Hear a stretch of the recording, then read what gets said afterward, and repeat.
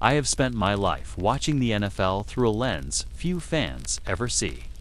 From the roar of the stadium to the quiet hum of film rooms, I have witnessed the moments that define careers and, just as often, the moments that quietly end them before they begin. Every fall Sunday, millions of eyes focus on the quarterbacks, the receivers, the defensive titans. We cheer, we mourn. We elevate names to legend status.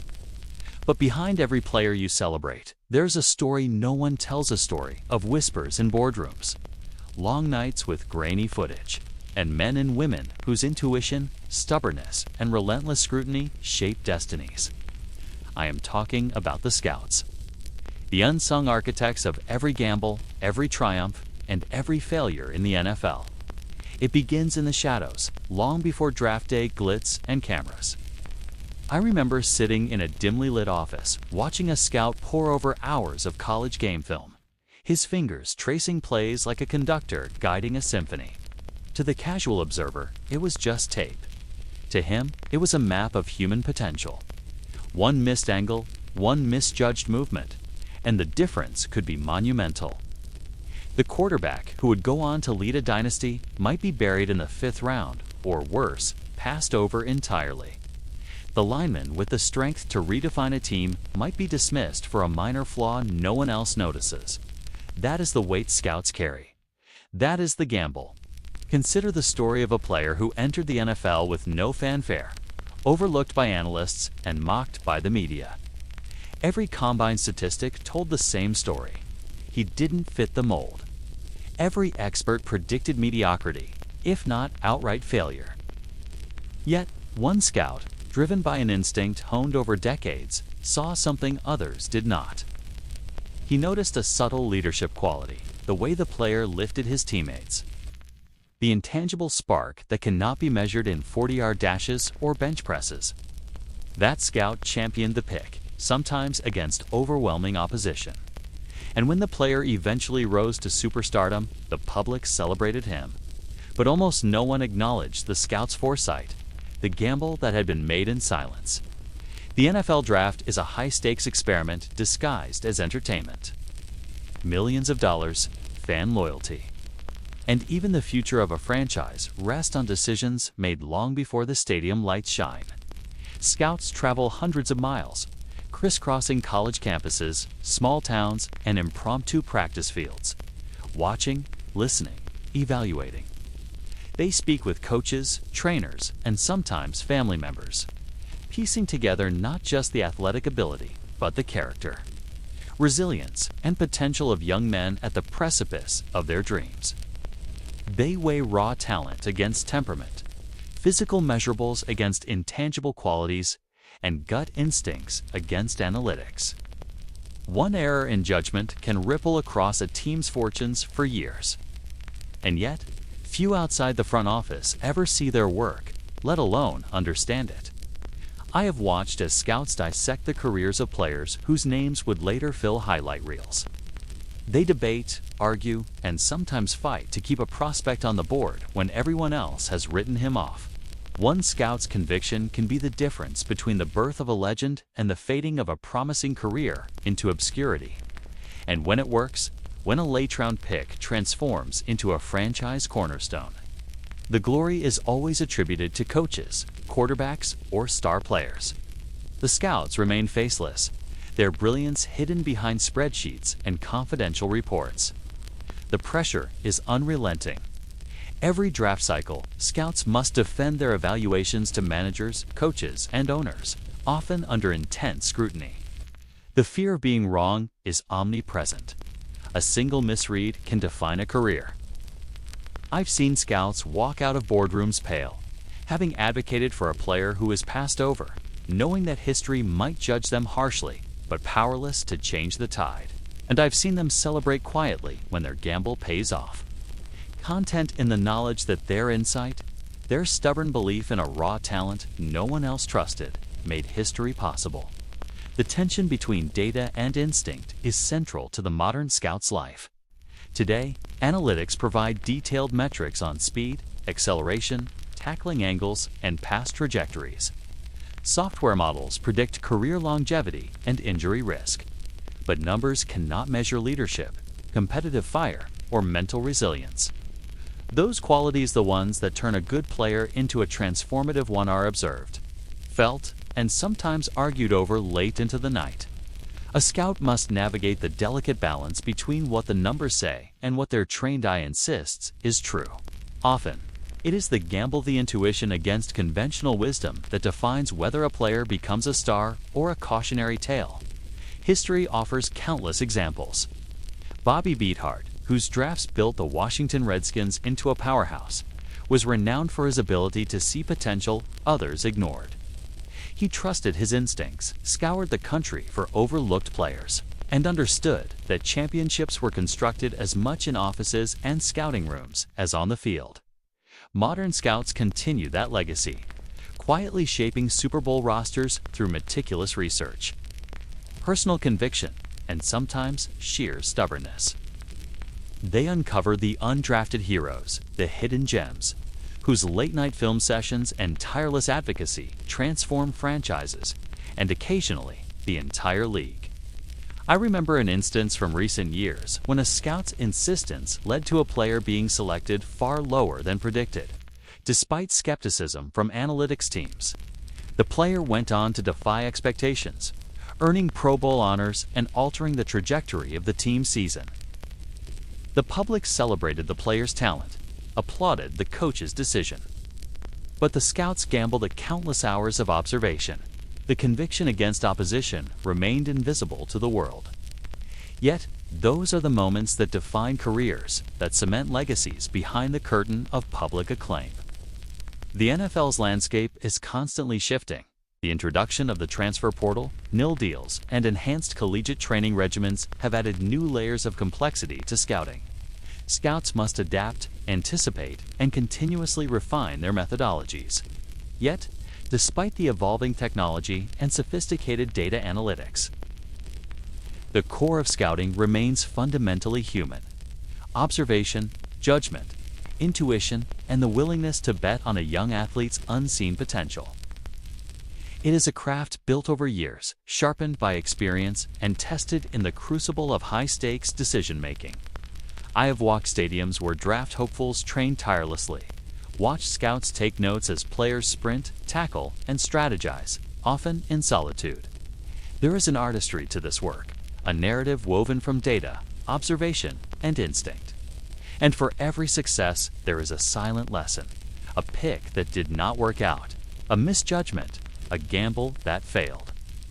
Those failures, however invisible, shape the next generation of decisions. Scouts learn, adapt, and press on, carrying the weight of potential careers on their shoulders. Every fan who watches a player rise to fame should understand that their hero-esque journey often began with a gamble in a scout's office. For every late-round draft steal, for every undrafted gem who carved a place in NFL history, there is a scout who believed, argued, and sometimes risked everything on a vision no one else shared. And for every first-round disappointment, there is a cautionary tale of overconfidence, misread talent, or overlooked intangibles. The NFL is a game of margins, but it is also a game of hidden architects, the scouts whose fingerprints are etched on every roster, every franchise culture, every championship dream. As we embark on this journey, we will uncover the hidden world of NFL scouting. We will trace the stories of those whose decisions have reverberated through decades of football history.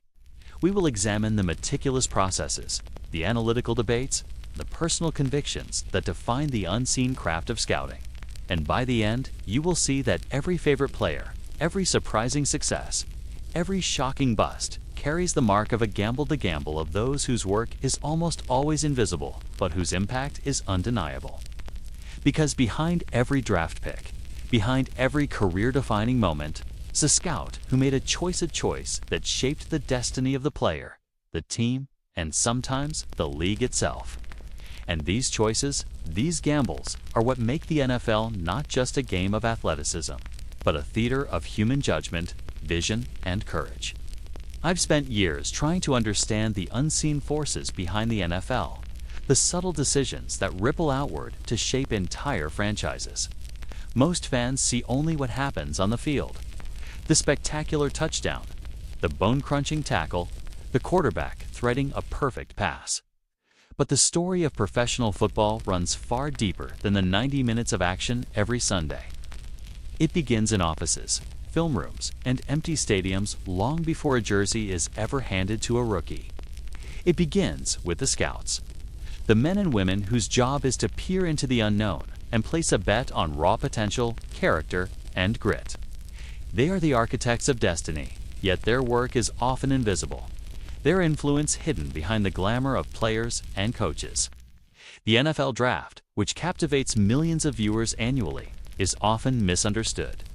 To the casual observer, it is a spectacle of speculation, a televised guessing game where pundits and analysts predict which college stars will thrive and which will falter. But in reality, the draft is a high-stakes arena, a culmination of years of observation, evaluation, and judgment. Scouts are the ones who have spent countless hours on campuses, in gyms, and in small-town stadiums, assessing athletes who have yet to prove themselves on the national stage. They measure more than height, weight, and 40-yard dash times. They evaluate resilience, leadership, mental toughness, and adaptability. Every decision carries profound consequences, affecting not just a single season, but the trajectory of an entire franchise. When I reflect on the significance of scouting, I think about the countless players whose destinies were shaped by someone who noticed a small but telling detail, a slight adjustment in footwork, a fleeting flash of determination, a way a young athlete rallied his teammates. Take, for instance, the story of a quarterback who entered the league with little fanfare. Every expert had written him off. Every headline proclaimed the pick a gamble. Yet, a scout had observed something the numbers didn't capture. He saw leadership where others saw hesitation. He saw vision where others saw inconsistency. He argued, he persuaded, and ultimately, he advocated for that player against resistance from executives and coaches alike. That quarterback went on to redefine a franchise. The player became a household name, celebrated by millions. The scout's gamble, however, remained almost entirely invisible, a quiet triumph behind the public spotlight. Scouting is not only about identifying talent, it is about predicting the unpredictable. I have watched scouts evaluate hundreds of prospects, knowing that one wrong call can reverberate for years. A draft bust doesn't just cost a team a season. It can reshape public perception, influence the strategy of subsequent drafts, and even determine the fate of coaching careers. Yet, when a player exceeds expectations, the credit rarely flows to the scout who championed him. Instead, fans and media praise the athlete's talent, the coach's guidance, or the front office's acumen. The unsung victories of scouting, the moments where insight and conviction overturn collective skepticism, more mostly hidden from view. To understand the modern NFL, you must first understand the evolution of scouting. Early in the league's history, scouting was informal, driven largely by instinct and observation rather than systematic evaluation. Legends like Bobby Beathard transformed the profession, blending instinct with rigorous study of film, statistics, and player behavior. Beathard's drafts built dynasties. His ability to see potential where others saw risk defined a generation of football. Today, scouts combine traditional methods with technology. Detailed analytics, predictive software, and performance tracking enhance the judgment honed through years of experience. But no matter how sophisticated the tools, the human element remains indispensable. A machine can calculate speed and strength, but it cannot measure leadership, character, or the will to persevere under pressure. Scouts must interpret these intangibles, often relying on a combination of instinct, experience, and meticulous observation to separate future stars from potential busts. The stakes are immense. Each draft, each evaluation, carries consequences that can define the success or failure of an organization. I have witnessed the emotional weight scouts carry, the anxiety of advocating for a player who is doubted by peers, the elation when a gamble pays off, the quiet regret when it doesn't. Their careers hinge on being right more often than wrong, yet perfection is impossible. One misread, one overlooked flaw, and history may judge harshly. And yet, scouts continue, driven by the rare thrill of discovering a hidden gem, a player whose potential surpasses every prediction and expectation. I have also seen how scouting intersects with culture, economics, and opportunity. The college football landscape is vast and varied. Athletes emerge from powerhouse programs as well as small, overlooked schools. Scouts must navigate this diversity, balancing the quantifiable with the subjective. They must assess how a player will adapt to the speed, complexity, and physical demands of the professional game. They must anticipate the psychological challenges, the media scrutiny, the pressures of expectation, the physical toll that can derail even the most talented athletes. This requires not only technical knowledge, but profound empathy and insight into human behavior.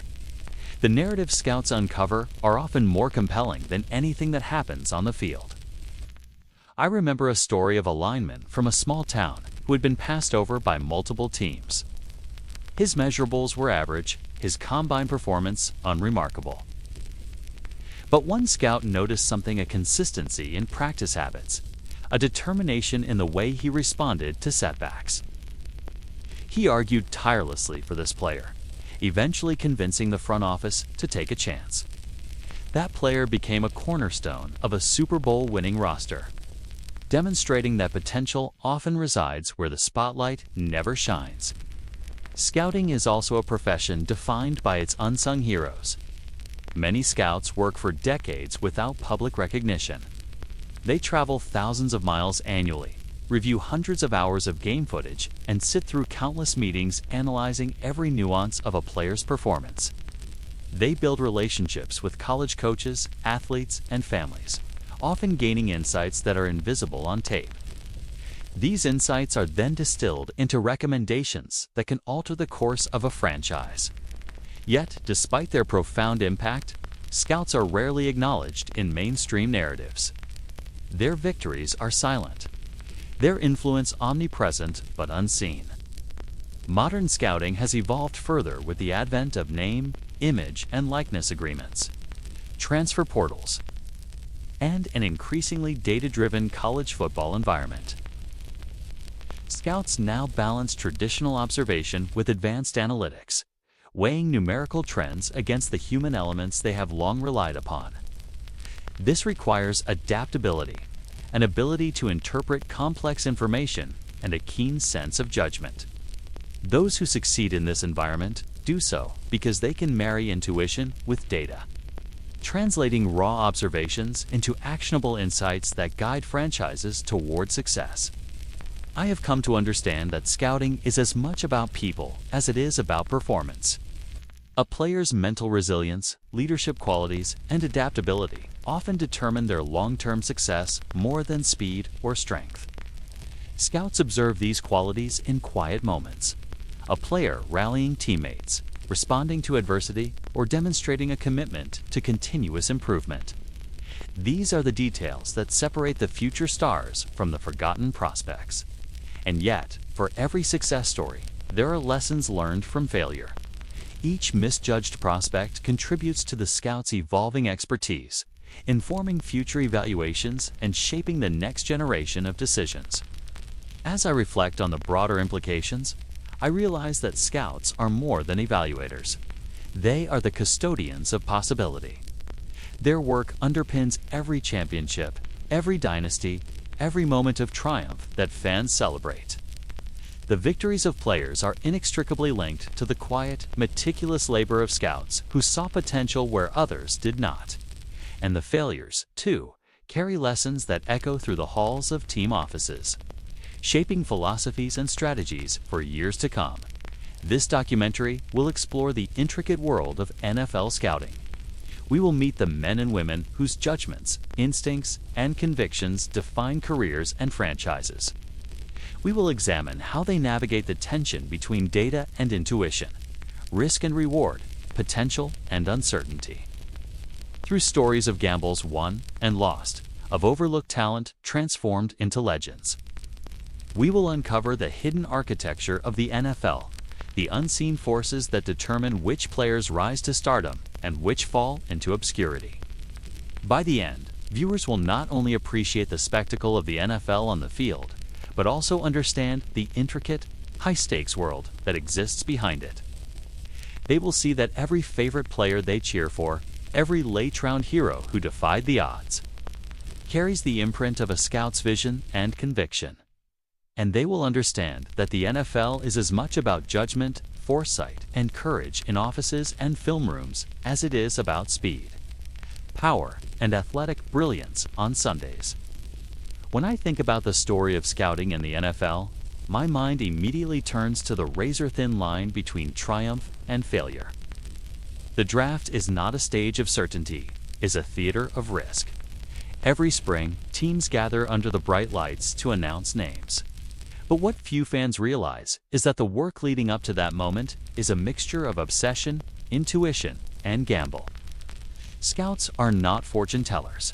They are men and women peering into a fog, attempting to divine which young athletes will withstand the unforgiving gauntlet of professional football. And when they are wrong, the consequences reverberate for years. When they are right, history itself can be rewritten.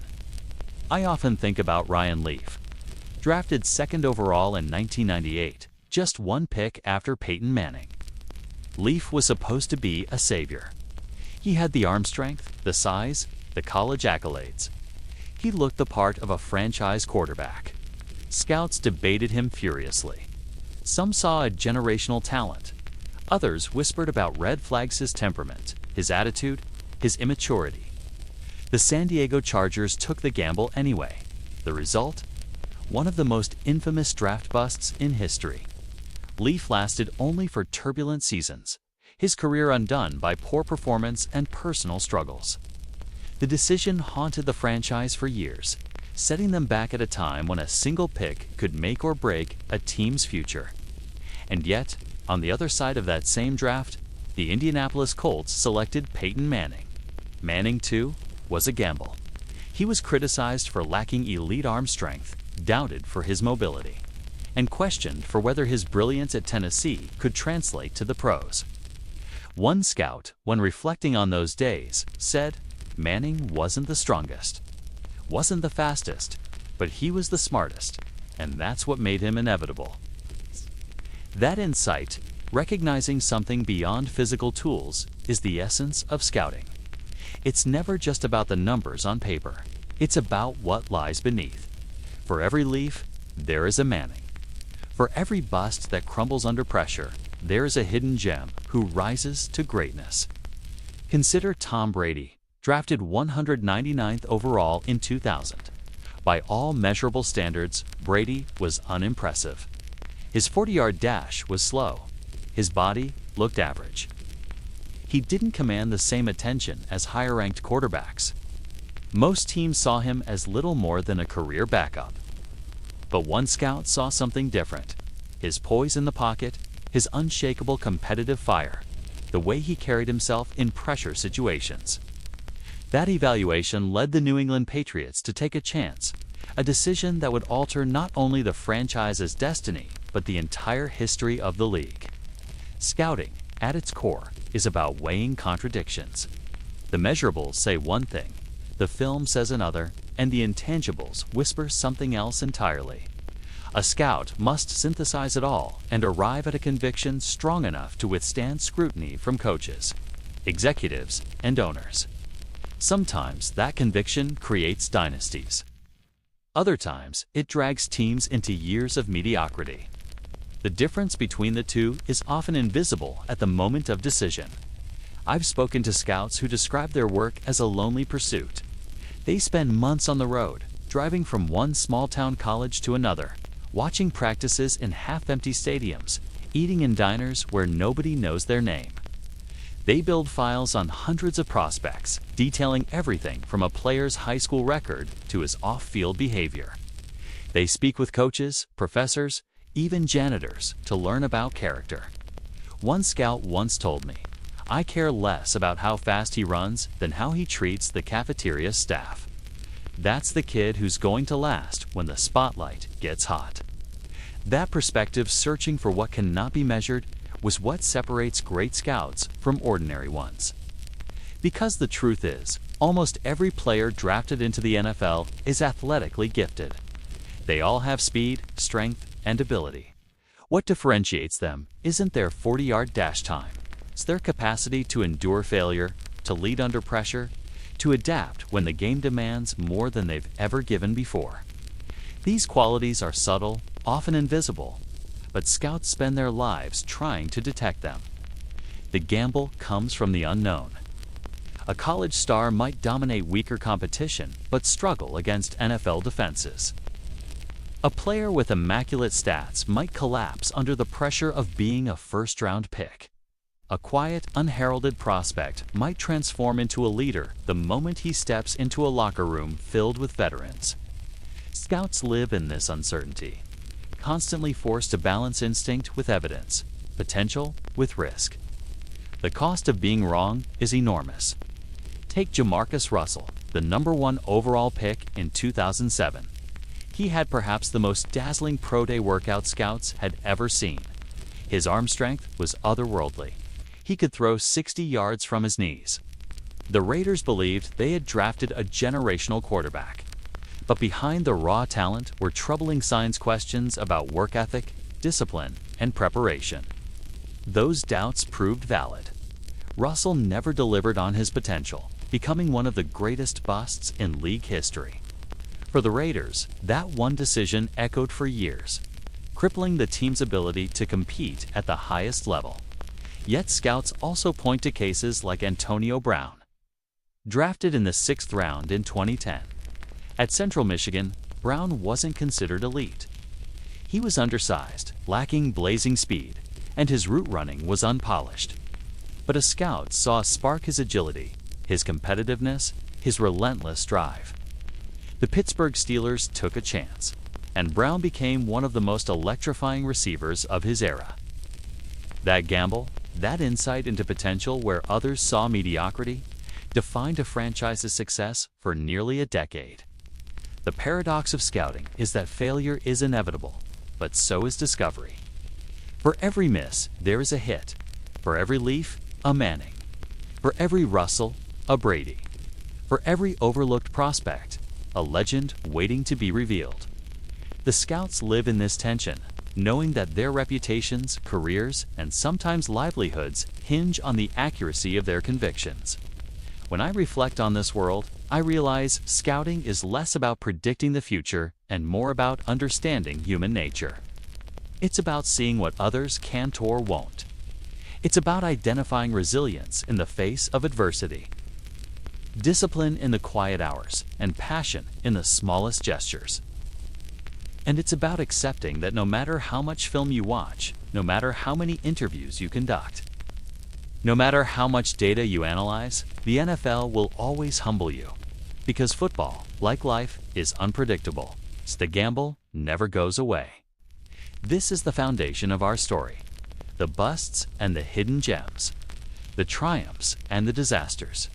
The scouts who whispered, argued, and fought for the players they believed in. It is their fingerprints that mark every roster, every dynasty, every game-winning play you've ever cheered. And yet, their names remain unknown to most fans. To understand the NFL, you must understand the gamble. And to understand the gamble, you must understand the scout. I remember riding along in the passenger seat of a scout's car once, heading down a 2-lane highway that cut through the back roads of Texas. The sun had long set, and the road ahead was lit only by the beams of the headlights. The scout, who had been doing this work for over 20 years, didn't even notice the hour. He was halfway through a styrofoam cup of coffee, his laptop open on the console, and stacks of notes scattered across the seat. He looked at me and said, "This is the part people don't see. Everyone talks about the draft stage, but 90% of the job is nights like this." That's the reality of the scout's secret playbook. Long drives, late nights, endless film sessions, and endless reports. The work isn't glamorous. It's exhausting, meticulous, and often thankless. But it is the foundation upon which franchises are built. Every spring, millions of fans watch the NFL draft as a spectacle. The lights, the cameras, the commissioner calling names, the hugs on stage. But for scouts, the draft is just the climax of an odyssey that stretches back months, sometimes years. They've been watching players since their freshman seasons, gathering every shred of information, compiling every detail, trying to construct the most complete picture possible. The process starts on college campuses, often far from the national spotlight. A scout might pull up to a midweek practice at a small university, standing on the sideline while players run drills under gray skies. He'll watch how a quarterback carries himself when he throws an interception. He'll study how a linebacker reacts when a coach yells in his face. He'll note whether a wide receiver jogs back to the huddle or sprints. It's these details, often invisible to fans, that can determine whether a player has what it takes to survive the NFL. Then comes the film. Scouts spend thousands of hours watching game tape. They slow it down, rewind it, run it back. They study footwork, hand placement, decision-making. They analyze how a player reacts to pressure, how quickly he diagnoses a play, how much effort he gives on the final snap of a blowout. One scout once told me, "Talent is obvious on film, but effort is what you have to hunt for." But scouting doesn't stop with what happens on the field. It extends into every corner of a player's life. Scouts interview coaches, teammates, academic advisors, even trainers and staffers. They look for patterns of behavior. Did the player show up early to practice? Did he miss team meetings? Did he take leadership in the locker room, or did he fade into the background? Scouts become detectives, piecing together a mosaic of who this young man really is. Sometimes it comes down to something as small as a question answered in a team interview. In 1998, a scout recalled asking Peyton Manning and Ryan Leaf the same simple question. "If you redrafted, what will you do with your first paycheck?" Manning's answer was straightforward. He said he'd pay his bills and save the rest. Leaf laughed and said he'd buy a big house and a fast car. The difference in answers spoke volumes about maturity, priorities, and mindset. Those small details often tell the bigger story. And then there are the measurables: the 40-yard dash, the bench press, the vertical jump numbers that fans obsess over every spring. Scouts record them, yes, but they know the numbers don't tell the whole truth. The greatest receivers of all time weren't always the fastest. The greatest quarterbacks weren't always the strongest. Scouts watch how those physical traits translate to real football situations. Can a receiver separate when the cornerback has leverage? Can a lineman anchor when he's double-teamed? Can a quarterback throw not just far, but on time and in rhythm? These questions matter far more than stopwatch numbers. But here's the truth. Even with all the film, all the interviews, all the data, there is no certainty. The scout's playbook is filled with probabilities, not guarantees. They must walk into draft rooms armed with conviction, knowing that executives and coaches will challenge their opinions. They must defend their evaluations, sometimes staking their careers on a single player. That is the weight of the job, the knowledge that the fate of an entire franchise might hang on the words they write in a report. Take Russell Wilson, for example. When he entered the draft in 2012, he was viewed as too short, at just under 5 feet 11. Many teams dismissed him immediately, convinced that height was an insurmountable barrier. But one Seattle Seahawks scout, John Edzick, stood on the table for him. He believed Wilson's leadership, work ethic, and accuracy outweighed the physical limitation. Seattle took the gamble in the 3rd round. The result? A Super Bowl champion and one of the most consistent quarterbacks of his era. That decision began in a scout's conviction, nurtured through hours of study, and defended in a draft room where others doubted. This is why scouts often describe their work as both art and science. The science lies in the measurements, the data, the film breakdowns. The art lies in the instincts, the gut feelings, the unexplainable certainty that a player has something special. One scout said it best: "Numbers can tell you who is fast, but they can tell you who wants it more when the game is on the line." The scout's secret playbook, then, isn't written in any official manual. It's lived in the hours on the road, the notes scribbled on napkins in diners, the long nights spent rewinding tape until the eyes blur. It's a collection of lessons learned from mistakes, from trusting the wrong prospect, from ignoring that small voice that said something wasn't right. And it's shaped by the moments of triumph when the player you believed in lifts the Lombardi Trophy and proves you right in front of the world. But even then, scouts rarely get the credit. The general manager is praised, the coach is celebrated, the player becomes a star. The scout remains anonymous, his work folded into the larger story. He moves on to the next prospect, the next report, the next lonely highway. That anonymity is part of the job, and most accept it. But it is also what makes their influence so fascinating. Because without them, the NFL would look entirely different. When I look at this world, I see an endless cycle of conviction, doubt, and risk. Scouts carry the burden of shaping the future, all while knowing they may never be recognized for it. Yet they keep going. They keep watching, keep driving, keep searching, because somewhere, on some field, there is a player who doesn't look the part, doesn't measure up on paper, but has something burning inside that can't be ignored. And if the scout finds him, if he's willing to stand up in the draft room and say, "This is the guy," that one conviction can alter the course of history. The question is, what happens when that conviction collides with doubt? What happens when the scout is the lone voice in the room, insisting on a player nobody else believes in? That's where the gamble becomes destiny. There is a phrase scouts often use behind closed doors: "Stand on the table for him." It means more than belief, means conviction, strong enough to risk your reputation, your credibility, even your career. In the draft room, voices blend together.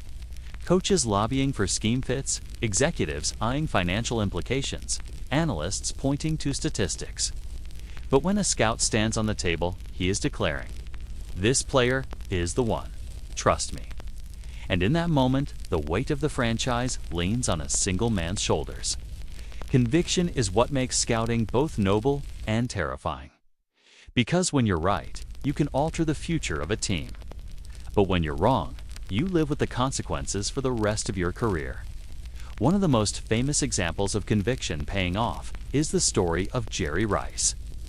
In 1985, Rice was a relatively unknown receiver out of Mississippi Valley State, a small school far from the powerhouse programs. His 40-yard dash time was considered slow. Many doubted whether his dominance in a small conference could possibly translate to the NFL. But Bill Walsh, the visionary coach of the San Francisco 49ers, leaned heavily on the conviction of his scouts. They had seen something others didn't: Rice's precise reach running, his relentless work ethic, his hands that seemed to vacuum every ball. Walsh trusted that conviction and traded up to draft Rice. The result? Arguably the greatest wide receiver in history, a cornerstone of a dynasty. But conviction can cut both ways. In 2014, the Cleveland Browns were at a crossroads. In that draft, there was a charismatic quarterback out of Texas A&M, Johnny Manziel. He was electric in college, dazzling crowds with improvisational plays, scrambling, throwing across his body, beating defenses with sheer chaos. His college highlights looked like a video game. Scouts and executives were split. Some warned of his off-field habits, his lack of discipline, his inability to operate within structure. Others were entranced by the possibility of a franchise savior. The Browns ultimately gambled on the conviction that Manziel's magic could translate. But it didn't. His career spiraled quickly, undone by inconsistency and off-field turmoil. The conviction that once seemed bold became a cautionary tale. I've always believed that conviction in scouting is like walking a tightrope. On one side lies brilliance, on the other, disaster. Scouts must walk it every year, knowing that hindsight will either crown them geniuses or label them fools. And yet, they keep standing on that table. Because conviction isn't optional in this job, it's the heartbeat of it. Consider Russell Wilson again, a case that defines this very idea. Standing just 5 feet 10 3/4, Wilson violated one of the NFL's oldest commandments. Quarterbacks must be tall enough to see over the line. Countless teams dismissed him outright, but Seattle's front office had scouts who insisted he was different. They watched his film and saw anticipation, accuracy, leadership. They spoke to his college coaches and heard stories of a tireless worker, a man obsessed with preparation. And when Wilson walked into interviews, he radiated confidence and composure. Scouts stood on the table for him. Their conviction outweighed the doubts. And within 2 seasons, Wilson had led Seattle to a Super Bowl title. These moments of conviction often come from instincts honed over decades. A scout doesn't just wake up one day and decide to gamble on a player. His conviction is built on thousands of hours of film, endless conversations, and patterns he's seen before. One scout told me, "Sometimes you just know." You see the same look in a kid's eyes that you saw in a Hall of Famer 20 years ago. You can't explain it, but you know. And yet, conviction is not infallible. The annals of NFL history are littered with players scouts swore by who never panned out. For every Jerry Rice, there is a Charles Rogers. Drafted 2nd overall in 2003 by the Detroit Lions, Rogers had the size, speed, and college production that screamed superstar. Scouts believed he was destined to dominate. But injuries and personal struggles cut his career short, leaving Detroit with another scar in its long history of draft disappointments. Conviction, in that case, proved cruelly misplaced. What makes scouting so complex is that conviction must constantly wrestle with doubt. A scout may see leadership in a prospect, but a coach sees mechanical flaws. A scout may believe in a player's resilience, but an executive fears the risk of wasting draft capital. These debates unfold in draft rooms across the league, sometimes turning heated, sometimes quiet and tense. The scout must defend his conviction, sometimes alone against a room of skeptics. And if the pick succeeds, he is vindicated. If it fails, the doubt becomes ammunition for those who questioned him. This tension reveals the true human side of scouting. These aren't just professional evaluations. They are deeply personal battles. Scouts tie their reputations, even their identities, to the players they believe in. When those players succeed, scouts feel a private pride that few will ever know. When they fail, scouts carry the shame, often in silence. One veteran scout told me, "Every bust stays with you. You can win 3 Super Bowls, but that one miss, that's the ghost that follows you." And yet, without conviction, the NFL wouldn't have its greatest stories. Think about Tom Brady again. There were plenty of scouts who wrote him off, reducing him to a line in a report. Average arm, poor mobility, marginal prospect. But one New England scout saw something worth a 6th-round pick. That conviction led to a player who would define an era. Imagine the league without that decision. Imagine the Patriots dynasty never existing because one scout chose to play it safe instead of listening to his belief. That is the paradox of conviction, and scouting it is dangerous but essential. Without it, teams would never take risks, never uncover the hidden gems, never reshape the league. With it, they risk falling into traps, wasting years on players who never deliver. The line between genius and mistake is thin, often visible only in hindsight. As I reflect on this, I realize conviction is less about certainty than it is about courage. It takes courage to say, "I believe in this player, even if nobody else does." It takes courage to attach your name, your reputation, your future to a prospect. It takes courage to gamble in a league where gambles can define legacies. And in the end, that courage is what keeps scouts driving those lonely highways, watching those endless tapes, and standing on those tables. Because they know that someday, their conviction might be the difference between a dynasty and a disaster. The next question, though, is this. Who are the scouts whose convictions have truly changed the course of NFL history? Who are the legends you've never heard of? The architects of dynasties hiding in plain sight. The truth is, most football fans can name the stars on the field. The head coaches pacing the sidelines, maybe even the general managers pulling strings in the front office. But almost no one can name the scouts who found those players in the first place. They are the hidden architects of dynasties, the anonymous builders of legacies. And yet, without them, the NFL as we know it would look completely different. One of those legends is Gil Brandt, the longtime personnel man for the Dallas Cowboys. When Brandt started in the 1960s, scouting was closer to guesswork than science. Teams relied on word of mouth, newspaper clippings, and hurried film reels. But Brandt was different. He pioneered a new approach, systematic, data-driven, innovative. He sought out athletes who weren't even on football radars: track stars, basketball players, wrestlers. He looked for raw traits and trusted the Cowboys coaching staff to mold them. Under his watch, the Cowboys signed undrafted free agents who became Pro Bowlers, a practice that would redefine roster building. Gil Brandt's vision helped Dallas earn the nickname America's Team. But for every Gil Brandt, there are dozens of nameless scouts who changed history in quieter ways. Take the New England Patriots' decision to draft Tom Brady. Everyone knows the story. The skinny Michigan quarterback, drafted 199th overall, became the most decorated player in NFL history. But few remember the scout who pushed hardest for Brady. His name was Dick Rabine, the Patriots quarterback coach at the time. Along with personnel evaluators in the scouting department who saw intangible qualities others missed. They weren't betting on his arm strength or his combine stats, they were betting on his competitive fire.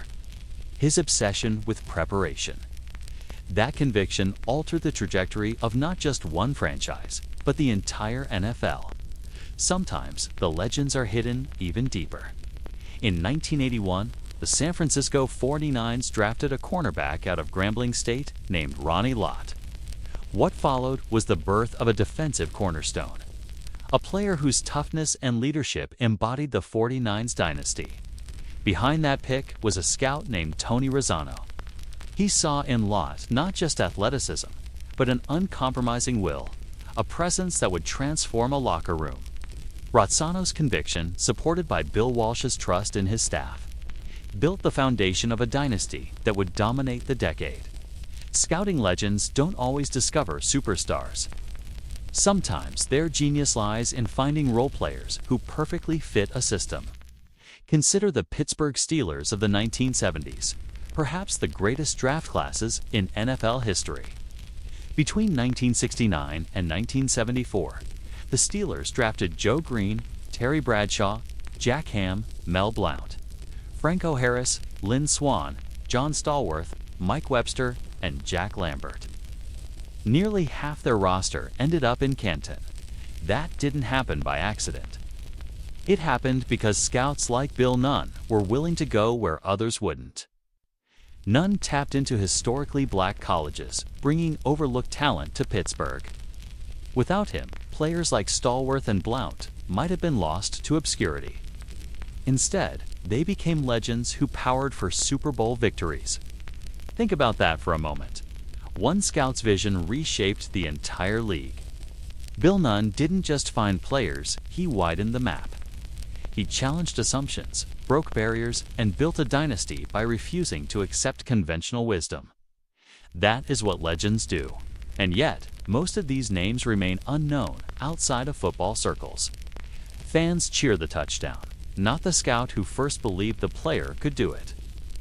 They celebrate the trophy, not the man who sat in a freezing bleacher in some forgotten stadium watching a prospect no one cared about. Scouts live with anonymity, and for many of them, that's enough. The satisfaction is private, even secretive.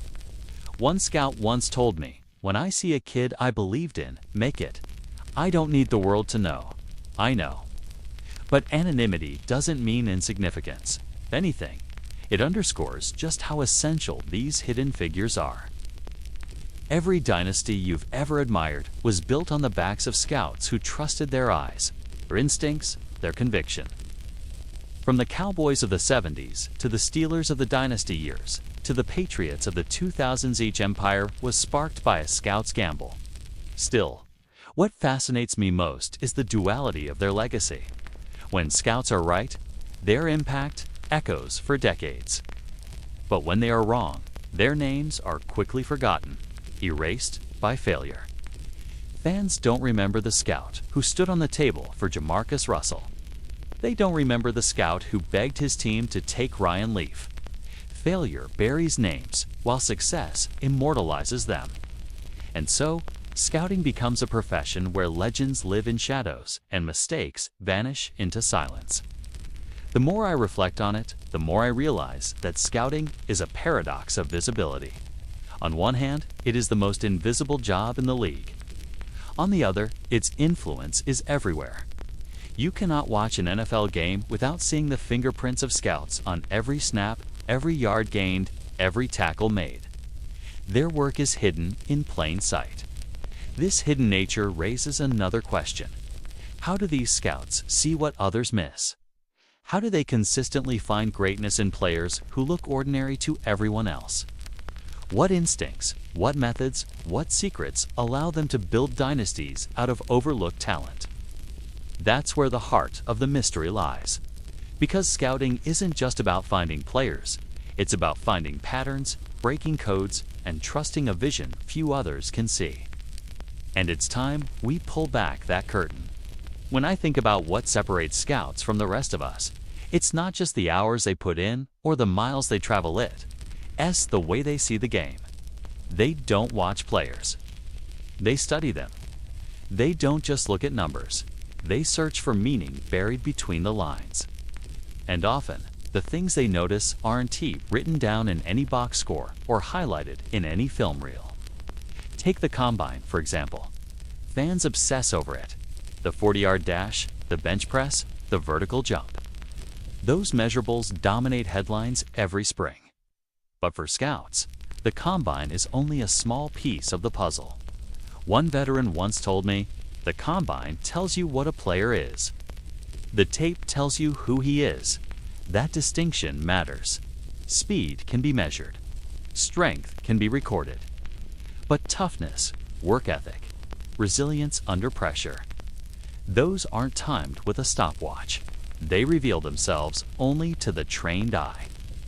Scouts watch for the little things, the way a lineman picks himself up after getting pancaked, the way a receiver jogs back to the huddle after dropping a pass, the way a quarterback looks at his teammates after throwing an interception. These micro moments tell scouts something numbers can tell. Does this player want it badly enough to fight through failure? I remember reading about how a scout explained Russell Wilson's potential before the 2012 draft. At just under 5'11", Wilson was too short by conventional standards. Teams were hesitant, convinced his height would hold him back. But one Seattle scout described Wilson as short, but not small. He pointed to Wilson's presence, his command of the field, the way his teammates rallied around him. Those intangibles couldn't be measured, but they could be felt.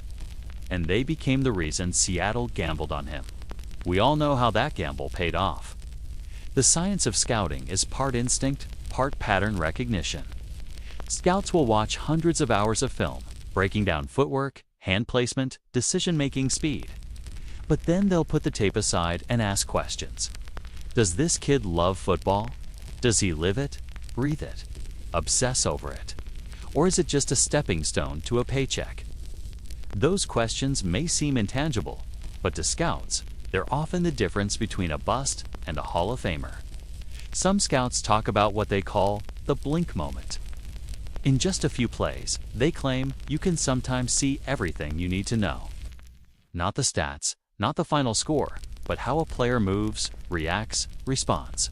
It's almost like instinct sharpened by decades of repetition, an ability to sense greatness or fragility before anyone else notices.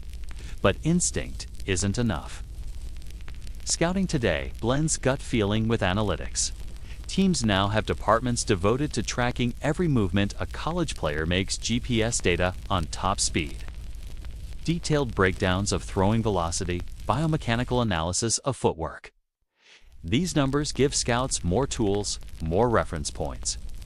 Still, even in this data-rich era, the best scouts remind us of something important. Numbers can never replace conviction. Numbers might say a player projects as average, but conviction rooted in film, in personal interviews, in gut feeling might see something else. And it's conviction that changes franchises. Think about Patrick Mahomes. In 2017, plenty of scouts loved his arm talent, but others doubted him. Too reckless, they said, too loose. His Texas Tech film showed highlight plays, but also plenty of mistakes. Yet one Kansas City scout saw through the noise. He believed Mahomes' creativity wasn't recklessness, waiting to be harnessed. He convinced Andy Reid and the Chiefs front office to take the leap. That conviction reshaped not just a team, but the modern NFL. The irony is that scouts live in a world of uncertainty.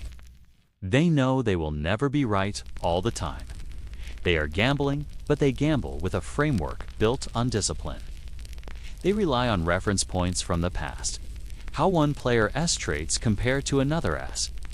How one mindset mirrors a legend's. Over time, they build a mental library of prototypes. But even then, there's always the unknown. Will this player mature? Will his body hold up? Will fame change him? No one can predict that with certainty. What makes scouting so fascinating and so brutal is that lives and legacies hang in the balance of those uncertainties. A wrong read doesn't just ruin a draft pick. It costs millions of dollars, jobs, and sometimes the trajectory of an entire franchise. That's why scouts talk about conviction. When a scout pounds the table for a player, he's staking his reputation on a belief the rest of the room might not share. If he's right, he's a quiet hero. If he's wrong, he might not get another chance. And yet, for all the risk, for all the pressure, scouts still chase the high of being right. They chase the thrill of finding that hidden gem no one else believed in. They chase the satisfaction of knowing that while the world doubted, they trusted their eyes, and time proved them right. One scout once said, "You live for the day when a kid you vouched for walks onto that field and proves everyone else wrong." The methods, the instincts, the analytics, all of it is part of what I call the scout's secret playbook. But even with all those tools, there's no perfect formula. There never will be. Because scouting is not about certainty, it's about belief. And the most fascinating part, every single draft, every single pick is still a gamble. A gamble taken not on numbers, but on people. And no matter how much science we add to the process, there's still conviction that decides who will rise and who will be forgotten. Pressure. It is the invisible weight carried by every scout in the NFL. From the outside, fans see the glitz of draft day, the excitement of a commissioner reading names off a card. But behind that moment lies years of work, endless debate, and the quiet fear that one wrong evaluation could derail not just a career, but an entire franchise's future. Scouts live inside that pressure cooker. They are rarely celebrated when they're right, but they are always remembered when they're wrong. And in a league where billions of dollars ride on every decision, the margin for error is razor thin. Consider the case of Ryan Leaf. In 1998, the NFL world was split. Peyton Manning was considered polished, smart, and NFL ready. Ryan Leaf, on the other hand, was physically gifted with a cannon arm and prototypical size. Some scouts swore Leaf was the better pick. In fact, several evaluators believed he had the higher ceiling. The Chargers took that gamble, and the result was catastrophic. Leaf became one of the most infamous busts in league history. Careers ended over that decision. Scouts lost jobs, front office reputations were shattered, and for years, a failure hung over the organization like a storm cloud. That is the reality of scouting. When a pick succeeds, it's framed as the coach's development, the general manager's vision, or the player's determination. But when a pick fails, the question always circles back. Who in the scouting department signed off on this? I remember reading how one former scout described it. You only as good as your last pick. That phrase captures the fragility of the profession. No matter how many hidden gems you find, no matter how many stars you help uncover, one high-profile miss can wipe it all away. And yet, scouts can't play it safe. Playing it safe gets you nowhere. In a draft room, conviction is everything. When the board is split, when the arguments rage into the night, it's the scout who believes enough to stand tall to pound the table who can sway the outcome. That courage is admired, but it also carries risk. If the player pans out, you're a silent hero. If he flames out, your name becomes synonymous with failure. The environment inside a draft room is tense, sometimes combative. Scouts present their evaluations, backed by film, interviews, character reports. Coaches push back, wanting players who fit their schemes. General managers weigh the balance of risk versus need. Every voice carries weight, but not every voice carries equal risk. For scouts, their reputations are on the line in every heated exchange. There's also the sheer grind of the job. Most people don't realize how relentless the schedule is. Scouts are on the road for months, flying to small towns, watching college practices, conducting late-night interviews with coaches and professors. They're not just looking for talent, they're digging into character. One scout once explained that he'd talked to cafeteria workers and dorm supervisors, because how a player treats those people often reveals more than how he talks to a head coach. All of that legwork, all of those sleepless nights, boil down to a handful of decisions on draft weekend. Think about that for a moment. Thousands of hours invested, and in the end, a name on a card determines whether your work was brilliance or failure. The pressure is magnified by the stakes. Draft classes don't just fill rosters, they define eras. The difference between hitting on a franchise quarterback and missing on one is the difference between a decade of contention and a decade of irrelevance. Scouts know this. They feel it. Every recommendation they make carries the weight of a city's hopes, an owner's fortune, and a coach's job security. And yet, what makes it more brutal is how invisible the profession is. Coaches can survive a losing season if they've built trust. Players can earn second chances based on potential. But scouts, they are rarely granted patience. They live in the shadows with little margin for error and no public defense when things go wrong. The psychological toll is immense. I once came across a story of a scout who, after a draft pick failed spectacularly, could barely bring himself to walk into the team facility. He carried the burden like a scar, even though he wasn't the only voice in the room. Even though the decision was collective, he internalized it as his personal failure. That is the unseen reality of the job, the silent weight of mistakes, the loneliness of blame. Yet paradoxically, this pressure is also what sharpens scouts, forces them to refine their instincts, to defend their convictions with evidence, to leave no stone unturned. In many ways, the pressure cooker environment is what forges the great ones. Still, it begs the question, how many scouts have been broken by it? How many voices of wisdom were silenced too soon because of one unlucky roll of the dice? How many hidden gems were never uncovered because the man who might have found them was no longer in the room? That's the haunting truth about the profession.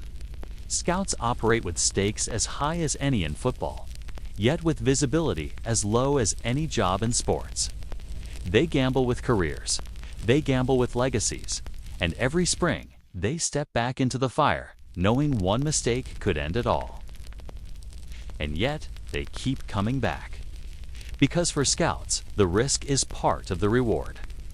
The pressure is suffocating, but the payoff discovering greatness, changing history's worth every sleepless night. Which leads us to the next question. What about the scouts who thrived under this pressure? The ones who not only survived the grind, but shaped dynasties with their courage and conviction. To understand their impact, we must look at the stories of the families who turned scouting into a generational craft, passing wisdom like a torch from one era to the next. scouting is not just a profession.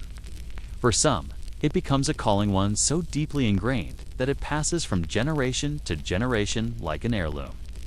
Families have built legacies not through touchdowns or coaching victories, but through the quiet, unseen art of evaluating talent. In the NFL's hidden history, these families are as influential as any dynasty on the field.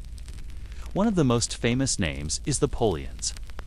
Bill Polian, a Hall of Fame executive, is remembered for building the Buffalo Bills of the early 1990s and later the Indianapolis Colts of the Peyton Manning era. But what is less discussed is how scouting became a family trade. His sons, Chris and Brian, followed him into the world of personnel evaluation, carrying forward methods honed across decades. The Polians exemplify how scouting wisdom is not just technically, it's cultural. It's shaped at the dinner table, in late-night conversations about work ethic and instincts, in lessons passed down like family scripture. The same is true for the McClowans. Scott McClowan, a longtime NFL general manager, grew up with scouting in his blood. His father, Kent McClowan, was a legendary Raiders scout who helped Al Davis identify key players during the franchise's golden years. For Scott, football was less a career choice than an inheritance. He learned how to evaluate players by listening to his father break down film, dissect character, and explain why certain traits mattered more than others. By the time Scott entered the profession, he was already fluent in a language most outsiders never understood. This generational thread is a common theme. Scouting, unlike many professions, thrives on apprenticeship. Data and analytics can be taught in a classroom, but the subtle art of watching a player and seeing what others miss, that takes years of mentorship. It's built through repetition, through trial and error, through stories shared between fathers and sons, mentors and protégés, and often that bond extends beyond bloodlines.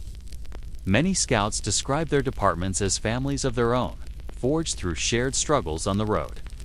The family legacy also reveals something else. Scouting is less about raw information and more about wisdom. Information tells you how fast a player runs a 40-yard dash. Wisdom tells you whether that speed translates to a Sunday afternoon against NFL defenders. Wisdom cannot be downloaded into a spreadsheet. It must be cultivated, often over decades. Consider the Kraft family, not just as owners of the New England Patriots, but as an organization that has invested deeply in its scouting infrastructure. Within that structure, relationships run like family trees, with scouts mentoring younger colleagues, shaping the next generation. What the Patriots built under Bill Belichick was not just a winning roster, was a scouting culture where voices were trained, sharpened, and passed along. That culture helped them find overlooked players like Julian Edelman, a college quarterback who transformed into a Super Bowl MVP wide receiver. Edelman's story is not just about his own grit. It's about the scout who saw beyond position labels and the system that trusted unconventional evaluations. Family legacies aren't always glamorous. They don't often involve household names, but their impact is undeniable. Scouts who grew up in football households often carry a different perspective. They've watched careers rise and fall, witnessed the consequences of mistakes, and absorbed the long history of the game.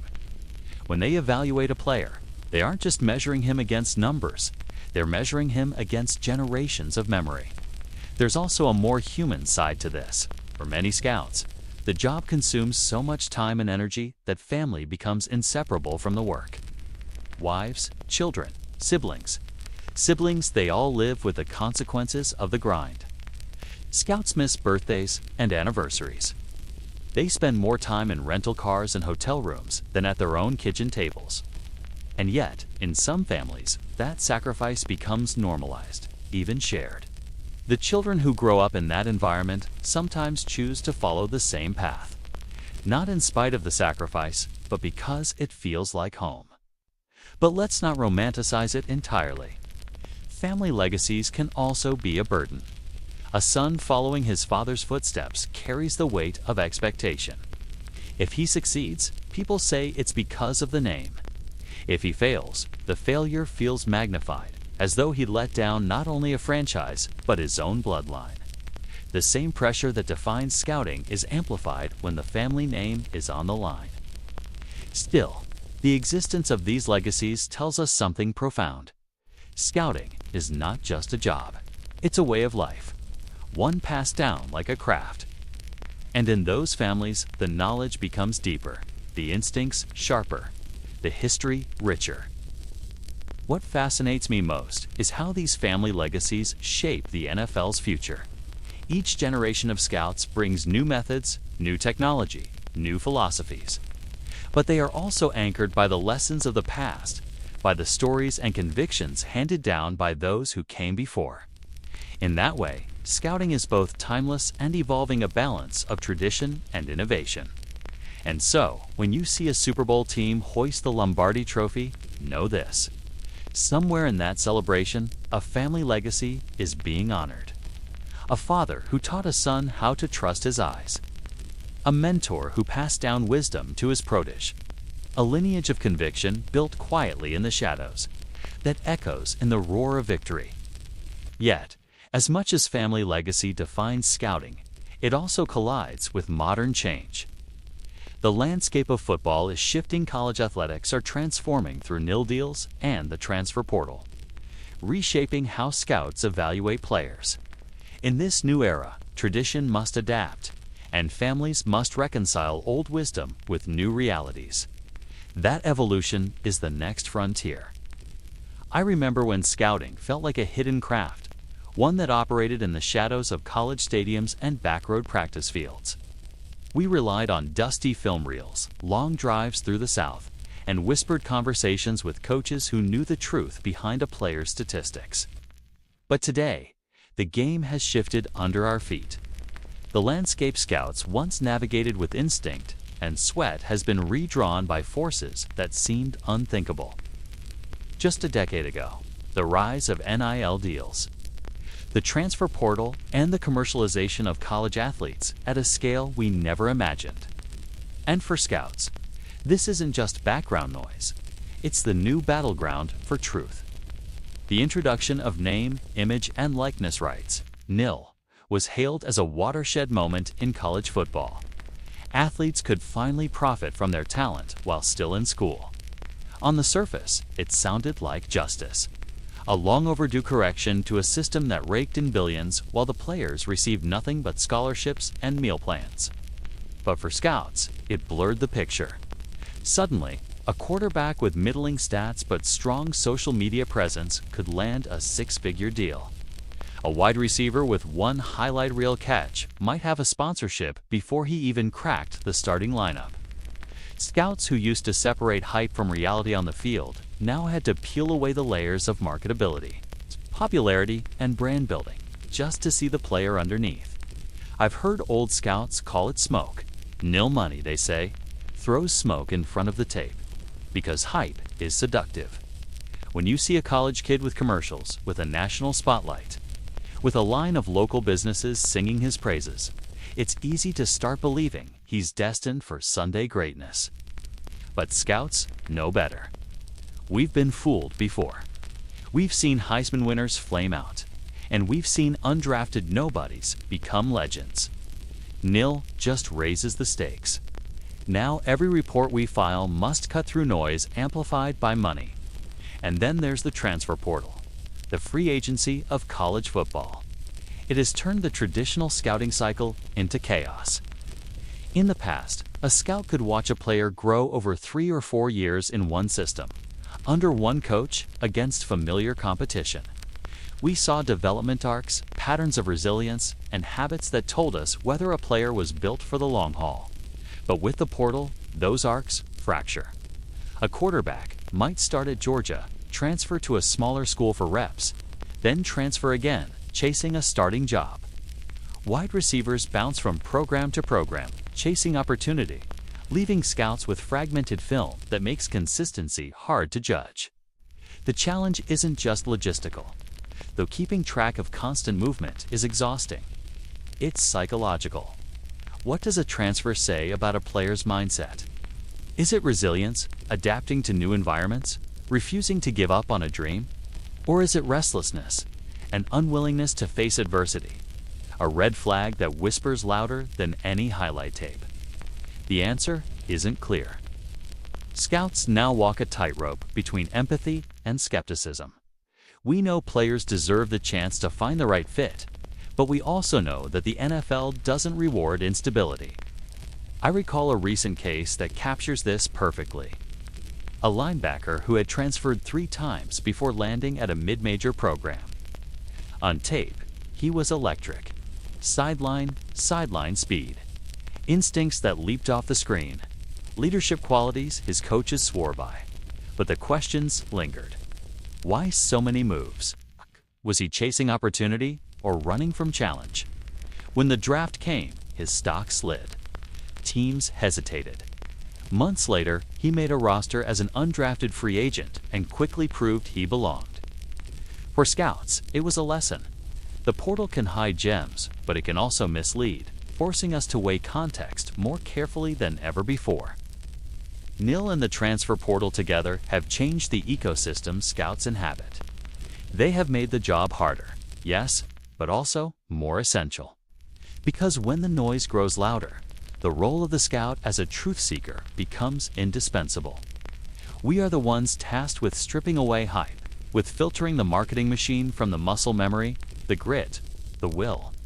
Yet, there's another layer. These changes aren't happening in isolation. They are reshaping college football itself. Coaches recruit differently now. Programs use NIL collectives as weapons, luring talent not just with tradition and facilities, but with money. That means scouts often find themselves evaluating not just a player, but the environment that shaped him. A star at Alabama who trained under relentless pressure might be forged in fire. A star at a smaller school with big NIL backing might have been shielded, his flaws hidden by the system around him. Understanding that context is no longer optional, it's vital. Some scouts embrace analytics to steady the ground beneath them. Data, after all, doesn't care about NIL or transfers. It tells us how fast a player runs, how often he wins one-on-one matchups, how efficient he is against top competition. But even here, caution is necessary. A wide receiver's separation stats may look elite at one school, only to collapse when he faces tougher coverage after a transfer. Numbers can be warped by context, just like hype, which is why scouts talk about balance. Marrying the data with the human eye, with judgment honed from years of mistakes and successes. The truth is, NIL and the portal have raised the human stakes for scouts as much as the technical ones. Our reports now carry even greater weight because they cut across blurred lines. A wrong call can cost a franchise millions. A right call can change its destiny. When you stand in a draft room today, you can feel the tension. General managers lean in closer. Coaches ask harder questions. And the scouts, the ones who spent cold nights in college stadiums, who sifted through hours of film, who sat across from these kids in cafeteria interviews. They bear the weight of proof. Sometimes I wonder if fans truly grasp how fragile the line is between a bust and a legend, between wasted potential and generational talent. NIL and the portal don't create or destroy that fragility, but they magnify it. They force scouts to see deeper, to trust instincts, but also interrogate them, to question everything they thought they knew about certainty. Because the NFL has always been a gamble. Now, that gamble is more complex than ever. And yet, I believe in the scouts' resilience. We've adapted before. We adapted when the combine emerged, when analytics took hold, when global scouting expanded the map. We adapt now. Because at its core, scouting has never been about perfect prediction. It has been about conviction, standing in the storm of hype, data, money, and movement, and saying, "This is the one. He will make it." That conviction has built dynasties. It has uncovered legends who were nearly forgotten.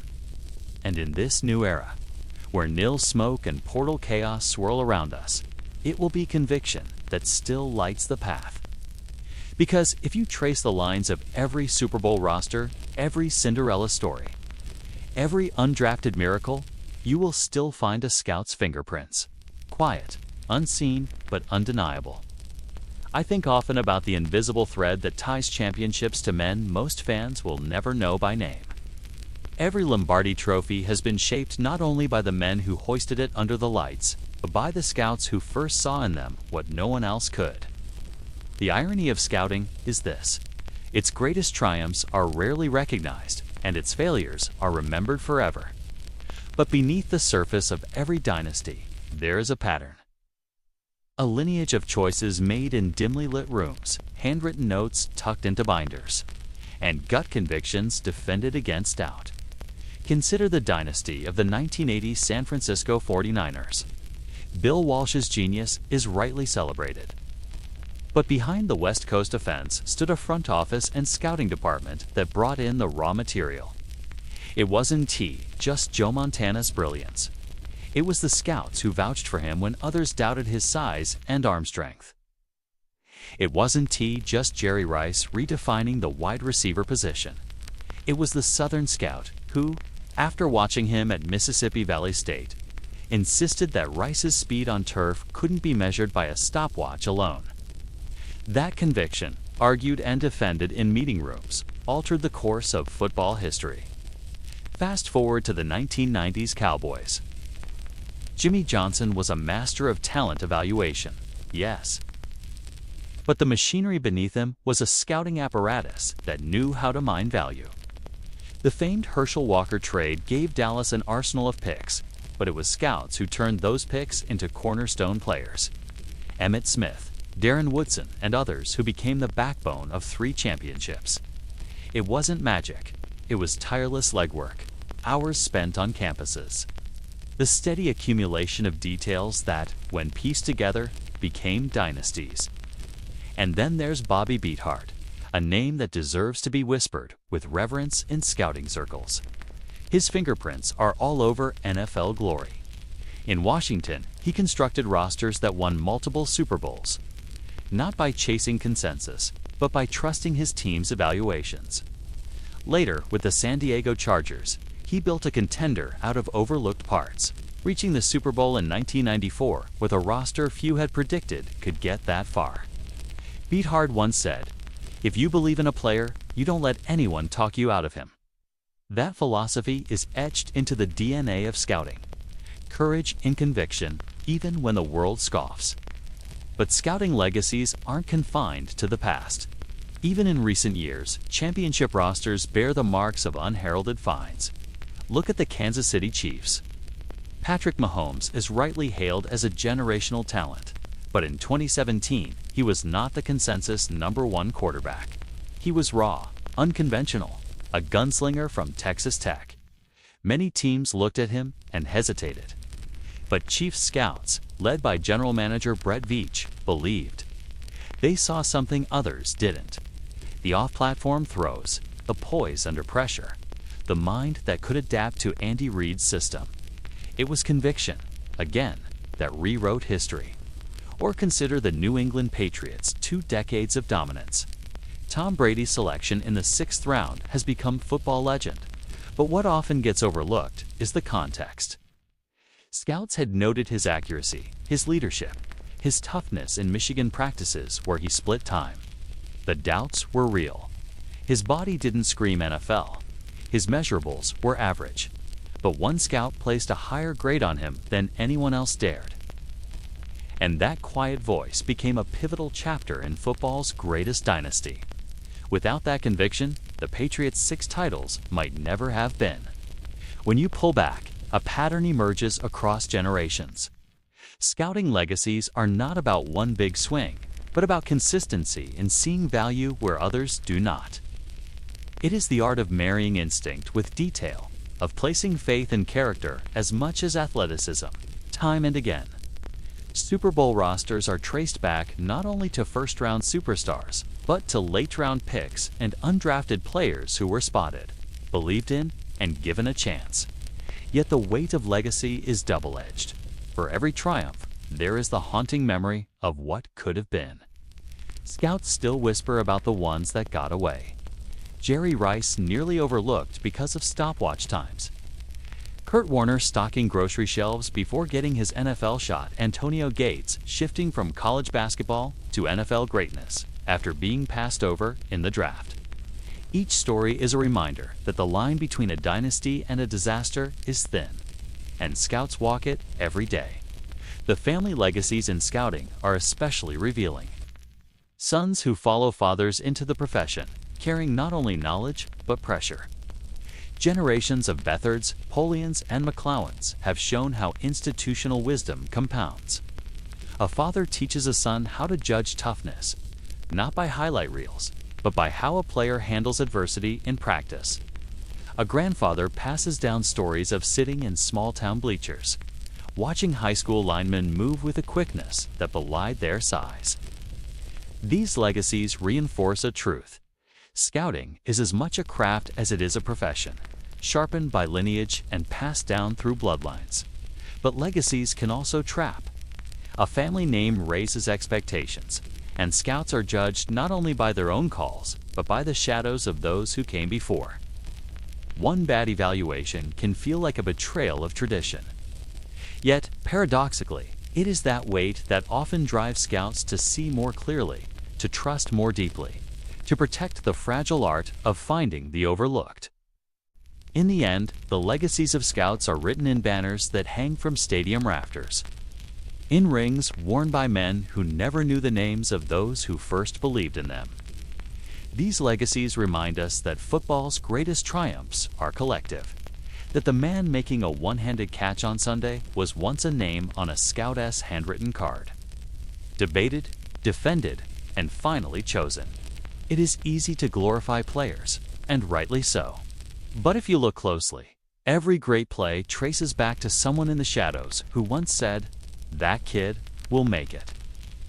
Those convictions ripple through time, shaping dynasties, altering careers, and redefining what we believe possible in this game. And when we speak of scouting legacies, we speak of something deeper than sport. We speak of the quiet architects who dared to believe, whose fingerprints remain forever invisible but never forgotten. There's a phrase I've heard whispered in scouting rooms. The numbers tell you what he is, but the tape tells you who he is. That line captures the eternal tug-of-war that defines modern scouting. For decades, scouts lived in a world of notebooks, gut instincts, and endless film sessions. But the NFL has changed. Analytics have stormed the gates, reshaping not just how teams evaluate players, but how they justify decisions in rooms where millions of dollars hang in the balance. Today, scouting sits at the intersection of science and instinct, and the struggle to reconcile the two is one of the great battles shaping the future of the game. The rise of analytics in football was not sudden. It crept in slowly at first, gaining foothold in front offices willing to experiment. Baseball's Moneyball revolution in the early 2000s set the stage, and the NFL couldn't ignore it forever. Soon, data firms were hired to provide advanced metrics: separation per route, yards after contact, win rates, and pass protection. These numbers, precise and seductive, promise clarity in a profession long built on subjectivity. For general managers, they offered something scouts couldn't always provide: hard data to defend a pick to owners, media, and fans. But here's the truth: analytics are not a replacement. They are a tool. A wide receiver's catch radius or a linebacker's missed tackle percentage is valuable, yes, but they cannot capture hunger. They cannot measure leadership in a locker room, the way a player responds when the game collapses around him. That is the domain of the scout. Numbers draw the outline, but scouts fill in the color. I remember one draft cycle vividly.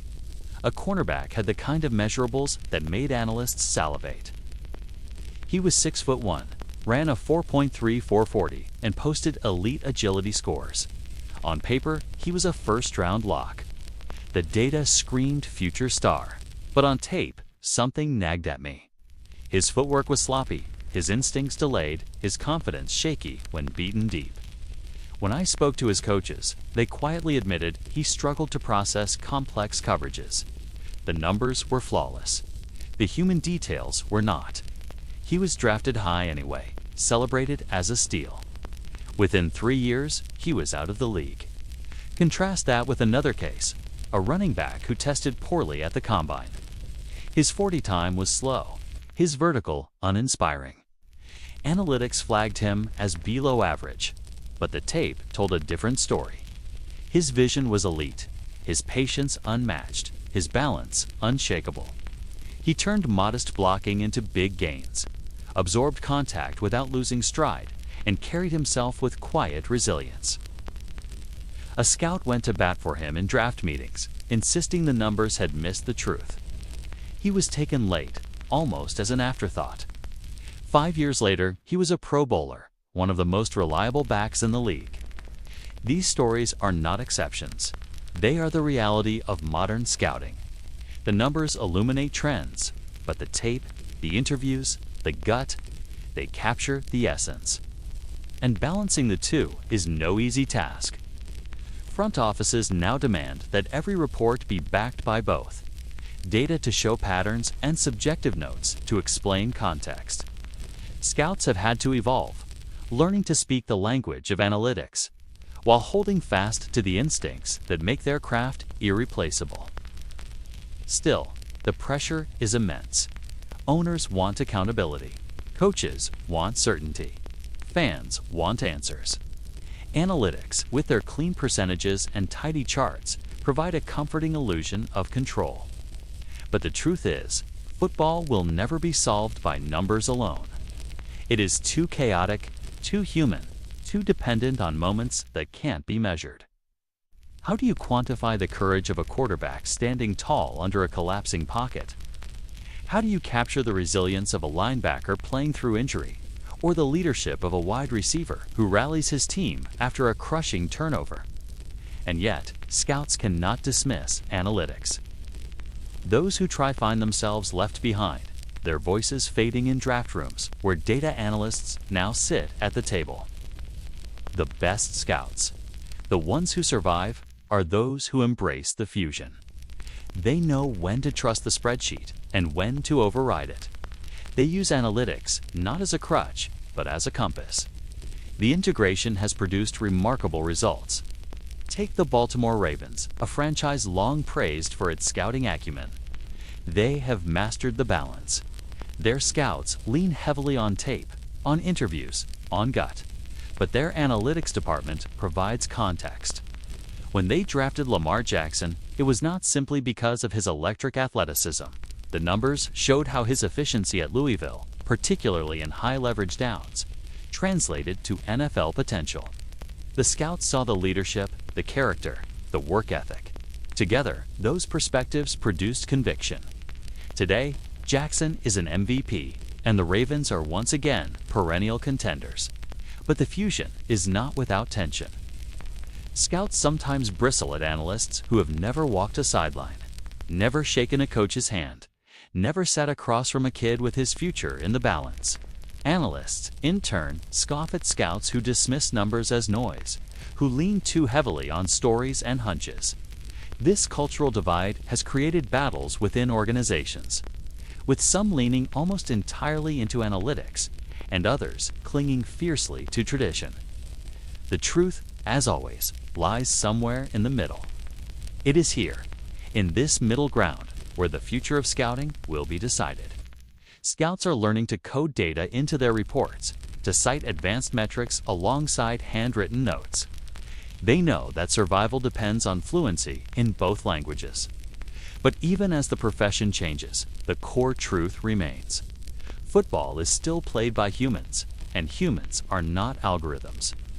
The science of scouting is advancing, yes, but the art, the subtle recognition of grit, the intuitive grasp of character remains irreplaceable. Numbers can tell us what happened. Scouts tell us why. As I reflect on this tension, I realize it is not new. Every generation of scouts has faced disruption. The rise of the combine, the explosion of televised games, the globalization of recruiting. Each time, the profession adapted without losing its essence. Today is no different. Analytics may shape the future, but scouts will always provide the soul. And so, when we look at the rosters that win championships in this new era, we see something fascinating. Behind every star is not just a stat sheet or a scouting report, but the collision of both. It is the story of conviction reinforced by evidence, of numbers sharpened by human eyes. It is proof that dynasties are not built on data alone, nor on instinct alone, but on the fragile, powerful fusion of the two. Pressure is the unseen weight that defines scouting. It's not written into contracts, not announced on draft night, but it hovers in every film room, every practice sideline, every whisper of evaluation. The pressure comes from knowing that each decision carries the fate of an organization.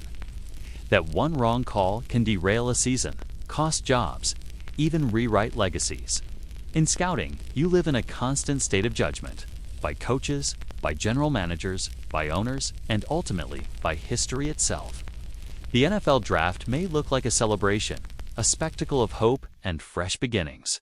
But behind the smiling faces and roaring crowds lies a truth that scouts know better than anyone. It is also a reckoning. Every selection is a declaration, a statement that says, "We believe in this player." And when that belief proves wrong, the consequences are brutal. Consider the story of Ryan Leaf. Drafted second overall in 1998, he was projected to be a franchise savior, an equal to Peyton Manning. Scouts and executives debated fiercely, some swearing Leaf's arm talent made him the superior prospect.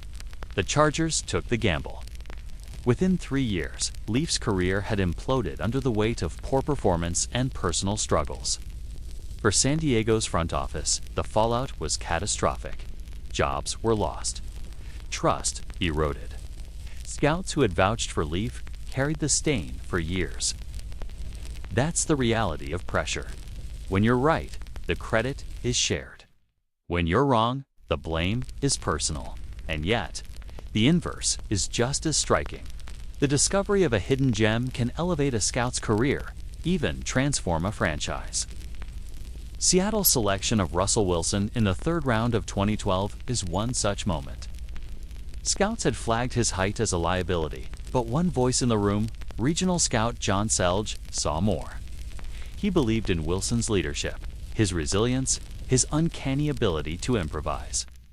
The pick was a gamble, but it paid off in the form of a Super Bowl and a decade of contention. For Selge and the Seattle staff, that conviction under pressure became a defining triumph. What makes the stakes so immense is the economics of the league. A first-round miss is not just a football error. It is a financial disaster. Rookie contracts for top picks are massive investments. Owners expect results. Coaches demand immediate impact. Scouts, caught in the middle, feel the weight of accountability. Their reports are scrutinized, dissected, and remembered. One faulty evaluation can haunt a career, especially in the age of instant media analysis, where every draft pick is graded within minutes of being announced. This constant scrutiny breeds a culture of paranoia and resilience in equal measure. Scouts know that their jobs are fragile. Many are let go after regime changes. Their years of work swept aside when a new general manager arrives with his own trusted staff. The life of a scout is transient, defined by long hours, relentless travel, and no guarantee of stability. And yet, they endure. Why? Because the pursuit of truth, the thrill of discovery, outweighs the risk. The modern pressures of scouting have only intensified with the changes sweeping college football. NIL money and the transfer portal complicate evaluations, but they also raise the stakes. A misread on a player's character, an overestimation of his resilience, can be amplified by the distractions of fame and sudden wealth. Scouts must now not only evaluate talent, but also predict how an 1-8 or 19-year-old will handle national attention and financial opportunity. The pressure is no longer just about football. It's about psychology, maturity, and long-term stability. Some scouts describe the job as gambling with a franchise's future. Every pick is a wager, a calculation of risk versus reward. And like gamblers, scouts live with the outcomes. They remember every player they fought for who failed, and every player they dismissed who went on to greatness. It gnaws at them in quiet moments. It drives them to double-check every report, to ask one more question, to watch one more clip of film. Because the pressure is relentless, and the margin for error is razor-thin. One veteran scout once told me, "The draft isn't just about who you pick, it's about who you pass on." That truth stings in hindsight.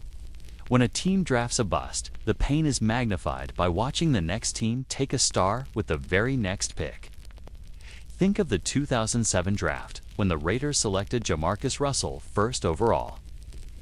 His physical gifts dazzled, but his work ethic and preparation faltered. Meanwhile, players like Calvin Johnson and Joe Thomas, both future Hall of Famers, were drafted right after. For the Raiders scouting staff, the fallout was devastating. The pressure of that decision lingers even decades later, a cautionary tale of how one choice can define an era. Yet the job is not defined by fear alone. Pressure, paradoxically, is what forges great scouts. It sharpens their instincts, tests their courage, and demands conviction. In those draft rooms, when voices clash and opinions diverge, it is the scout who can stand firm, who can defend his evaluation under fire, who earns respect. Pressure weeds out hesitation. It reveals who truly believes in their craft. And here lies the paradox. Scouts live with constant uncertainty, but their job requires absolute certainty. They must project futures they cannot know, defend judgments they cannot guarantee, and stake their reputations on decisions that may not bear fruit for years. It is an impossible task, and yet it is also a sacred one. Because behind every draft pick, every hidden gem, every dynasty is the quiet courage of a scout who dared to believe. In the end, the pressure will never fade. It is woven into the fabric of scouting, inseparable from the profession itself.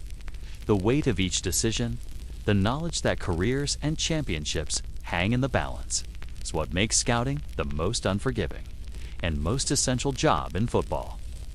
I think about the weight of ink, not the kind used to sign contracts or press releases, but the ink inside the worn-out notebooks scouts carry with them everywhere they go. Those spiral-bound pages, filled with cramped handwriting and coffee stains, are where futures are made or lost. You won't find these thoughts in press conferences or post-draft soundbites.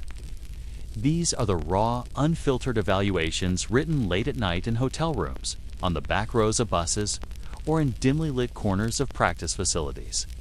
And inside them, entire franchises hang in the balance. I've seen notebooks where a single phrase, written in blunt shorthand, sealed the fate of a player. Lacks toughness when hit, uncoachable. Wants it more than anyone in the room. These aren't just observations, they're verdicts.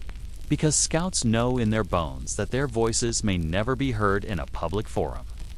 But those few lines they leave behind will echo in draft rooms and determine millions of dollars, years of investment, and legacies that stretch across decades. There's a ritual to it. Scouts fill their pages with everything: height, weight, arm length, 40 times, shuttle drills. But just as important are the intangibles, the moments that reveal who a player really is. They'll note how he reacts after throwing an interception, how he picks up a teammate who drops a pass, whether he jogs back to the huddle or sprints like every second matters. Those details, invisible to highlight reels, live forever in the pages of their private evaluations. Some of these notebooks read like confessions. Scouts pour in their doubts, their hopes, their gut feelings. There's no editing for political correctness, no polishing for owners or GMS, just truth as they see it. Sometimes brutal, sometimes glowing, often both at once. One scout once wrote of a prospect: elite arm talent, vision beyond his years. But doesn't love football. Will take the first big check and coast. The player went in the top 5. Then 5 years later, he was out of the league, leaving coaches, teammates, and fans stunned.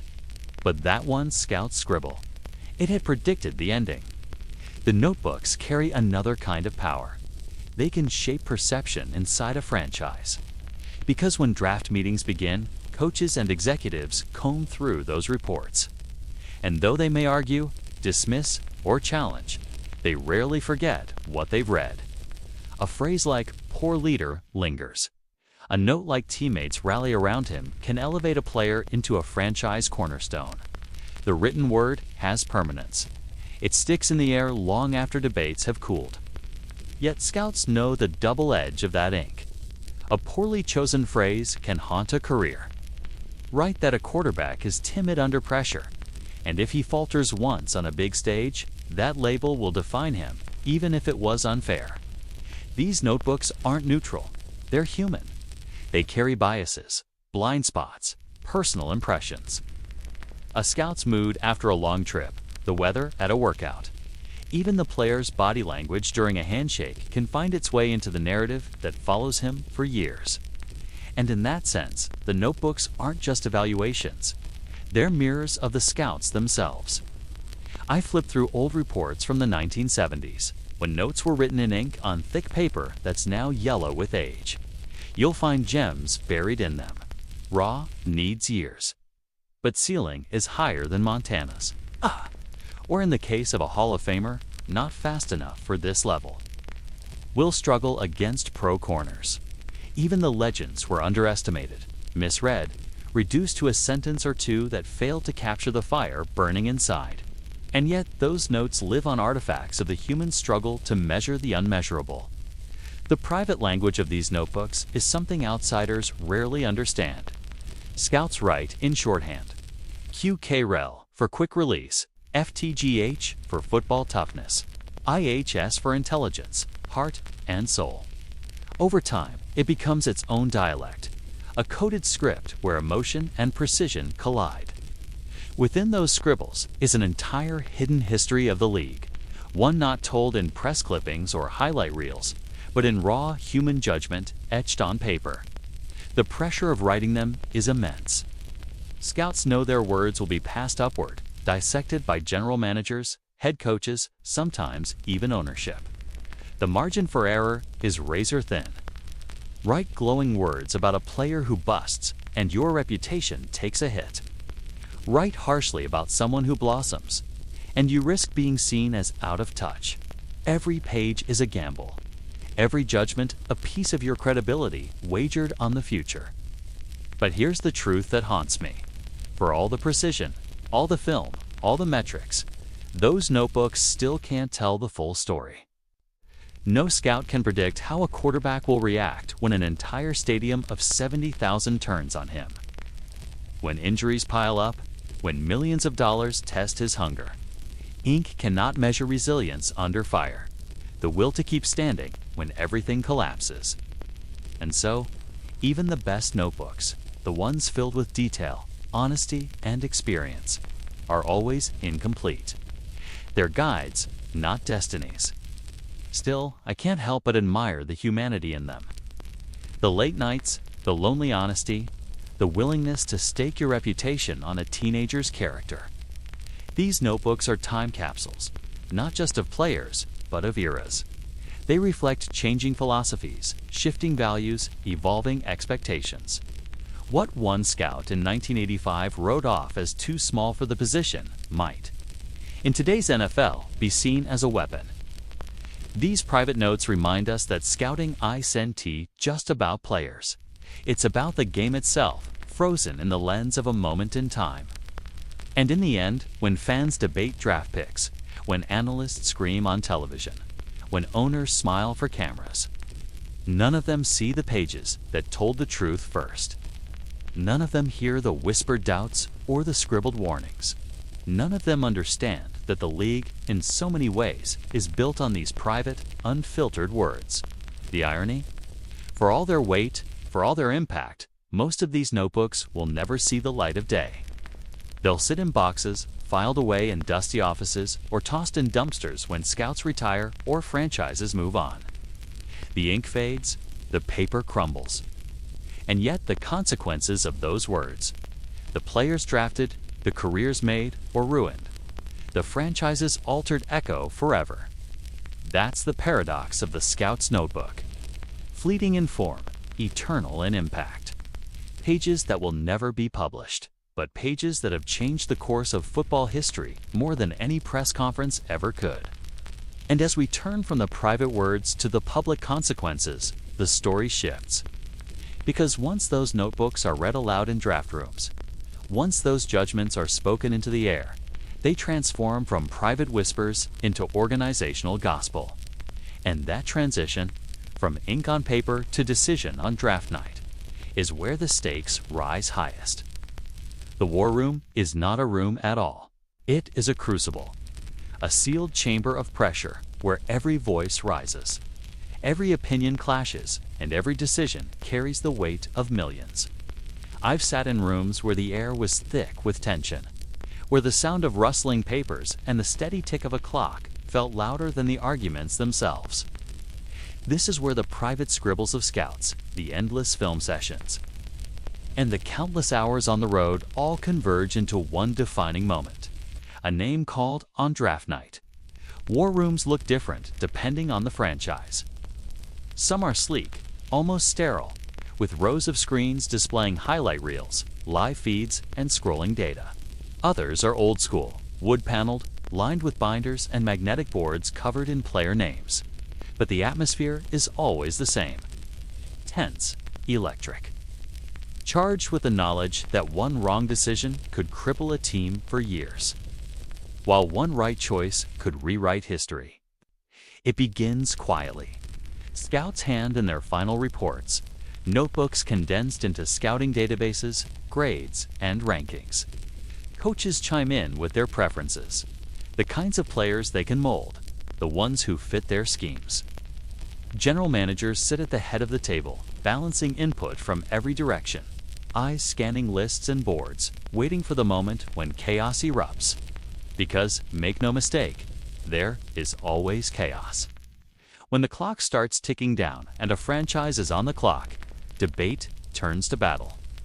Scouts read aloud their evaluations, sometimes quoting directly from the pages they've guarded all year. Toughness unmatched, plays through pain. Natural leader. Then, another voice cuts in. A coach with a different view. Dose and T process defenses quickly enough. Doesn't fit our system. We'd have to rebuild the offense around him. And just like that, conviction collides with philosophy. I've seen voices crack under pressure, scouts defending their guy like he was family. Coaches dismissing months of work with a wave of the hand. Sometimes the general manager is silent, letting the room eat itself alive before cutting in with a final decision. Other times, he rules with an iron voice, shutting down debate in seconds. And then there are the owners. Wild cards who rarely watch tape, rarely scout, but whose voices carry ultimate weight. I've heard an owner override an entire scouting department because he liked the Kid S handshake. That's the madness of draft night. Millions of dollars, the hopes of a city, years of sacrifice. Decided in part by an impression in a lobby or a story told at dinner. The war room is where reputations are forged and destroyed. Scouts who fight for players who pan out are remembered. They earn respect, credibility, sometimes promotions. Those who pound the table for busts. Their voices grow quieter in the years that follow. Coaches know it too. Endorse a player who flames out, and the locker room turns skeptical. Back the right man, and suddenly the playbook expands. The offense hums, the defense hardens. It's survival, and everyone knows it. The debates can get ugly, personal. A scout once told me about a shouting match that nearly came to blows, one coach accusing another of being out of touch with the modern game. Another recalled a GM storming out of the room after an owner demanded a pick no one else supported. These aren't polite boardroom conversations. They read desperate battles for the soul of a franchise. And at the center of it all are those notebooks, those scribbles made in the shadows of practice fields, now transformed into weapons in a high-stakes fight. But here's the haunting truth. No matter how much information is gathered, no matter how fiercely the debates rage, The war room is still a gamble. Scouts and coaches know it. The general manager knows it. The owner knows it. All they can do is trust their process, their instincts, their conviction. And then they wait, hoping the name they write on the card will become a cornerstone, not a cautionary tale. Every war room has its legends. The night when a scout's conviction swayed the room, leading to the pick of a future Hall of Famer. There are also ghosts, the moments when a room full of smart, experienced voices all agreed and were dead wrong. You hear the stories whispered, the unanimous decisions that turned into disasters, the ignored voices that proved prophetic. Every franchise carries those scars. On draft night, the outside world sees only the polished television broadcast, the commissioner at the podium, the cheering crowds, the highlights rolling on screen. What they don't see is the storm that rages in the minutes before the card is handed in. They don't hear the final arguments, the panic as the clock winds down, the desperate phone calls to see if a trade can be made. They don't feel the silence that falls the moment the pick is locked, when there's nothing left to do but wait and pray the room was right. And that silence is the most powerful moment of all. For a few seconds after the decision is made, but before the name is announced, the war room holds its breath. Every scout, every coach, every executive stares at the screen, at the crowd, at the commissioner walking to the podium. Hearts pound, but no one speaks. Because in that silence lies everything. The triumphs, the failures, the careers on the line. In that silence, you understand the true gravity of the war room. When the name is called and the crowd reacts, the war room doesn't celebrate like the fans do. There's relief, maybe a few smiles, but mostly it's exhaustion. Because they know this night is just the beginning. The pick may be cheered now, but its true verdict will not come for years. The war room is not about applause. It is about risk, conviction, and survival. And as soon as the card is turned in, the scouts' notebooks close, the arguments fade, and the weight shifts to the player himself. The war room may decide the name, but only the field will decide the truth. The war room ends when the card is handed in. The cameras catch the handshake, the commissioner smiles, the crowd roars. But the real story is just beginning. Because every draft pick is nothing more than a promise. And promises have a way of breaking. The field is the final judge, jury, and executioner. Out there, the war room debates don't matter. The notebooks don't matter. The highlight reels, the interviews, the grades, all of it fades as the player lines up across from a professional opponent for the first time. And that's when the gamble reveals itself. You see it in the triumphs. A late-round pick, dismissed as undersized, lines up and outplays a first-rounder in training camp. Scouts who fought for him feel vindicated. Coaches start whispering that maybe the kid belongs. Fans watch preseason highlights and start Googling his name.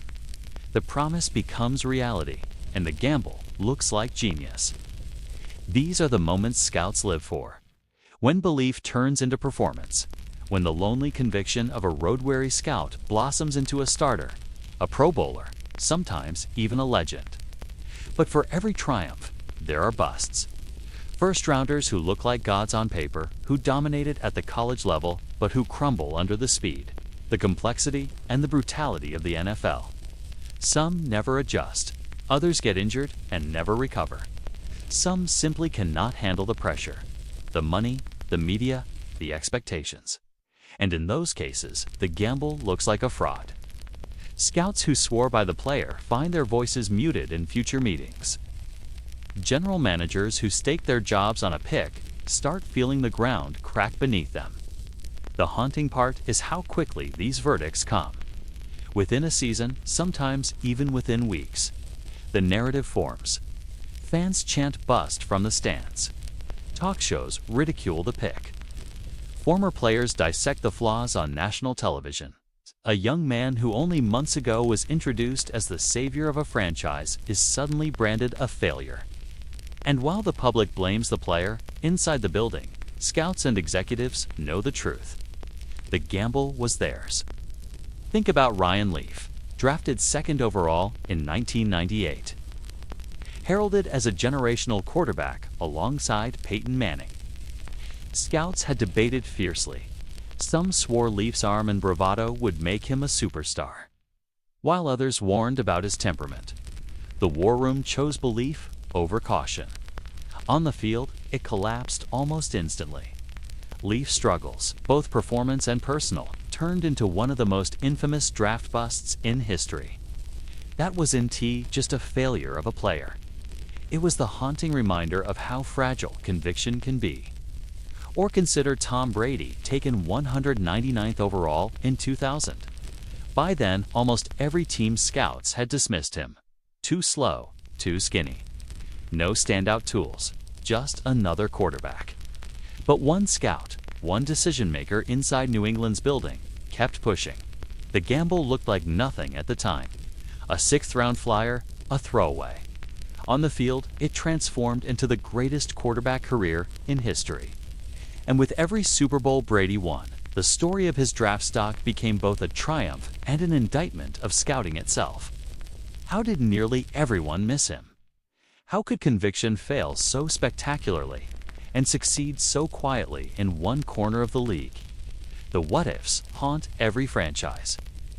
What if they had taken Aaron Rodgers instead of passing on him 23 times in 2005? What if they hadn't believed so deeply in Jamarcus Russell's rocket arm, only to watch him flame out in Oakland? What if they had trusted the scout pounding the table for Antonio Brown in the 6th round, instead of shrugging him off because he was too small, too raw, too unpredictable? For scouts, these what-ifs are not just hypotheticals, they are ghosts that follow them for years. Every draft pick is a crossroads, every name a gamble, and every outcome a verdict on the men and women who believed. The field delivers these verdicts harshly. Sometimes it blesses a franchise with a dynasty. The 2017 Kansas City Chiefs bet on Patrick Mahomes, a quarterback some scouts thought was reckless. Too raw, too unconventional. The gamble was massive. The war room divided. But on the field, Mahomes shattered doubts and rewrote what a quarterback could be. That decision didn't just create a player, it created a dynasty. And the scout who stood tallest in those meetings, his voice will echo in Kansas City's building for decades. Other times, the field buries reputations. A top pick struggles, and suddenly every conversation about him starts with who passed on him. Or who thought this was a good idea? Scouts know the whispers. They hear the front office grumbling. They feel the shift when their recommendations are met with skepticism instead of trust. One gamble gone wrong can erase years of credibility. The cruel irony is that success and failure often look identical at the start. A quarterback with a cannon arm could become Josh Allen or Jamarcus Russell. A small, scrappy receiver could turn into Tyreek Hill or fade out in training camp. A linebacker with endless hustle could become Ray Lewis or be out of the league in 2 years. Scouts can only project. The field decides. And the field doesn't care about context. It doesn't care that a rookie was thrown behind a porous offensive line, or that he landed in a toxic locker room, or that injuries derailed his first seasons. Fans don't grade on a curve.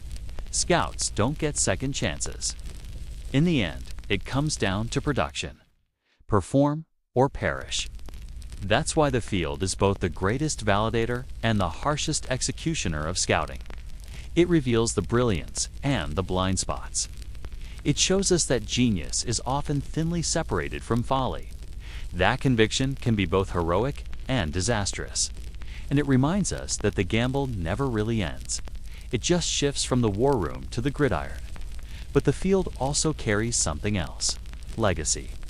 A successful draft pick doesn't just help a team win games, it reshapes identities.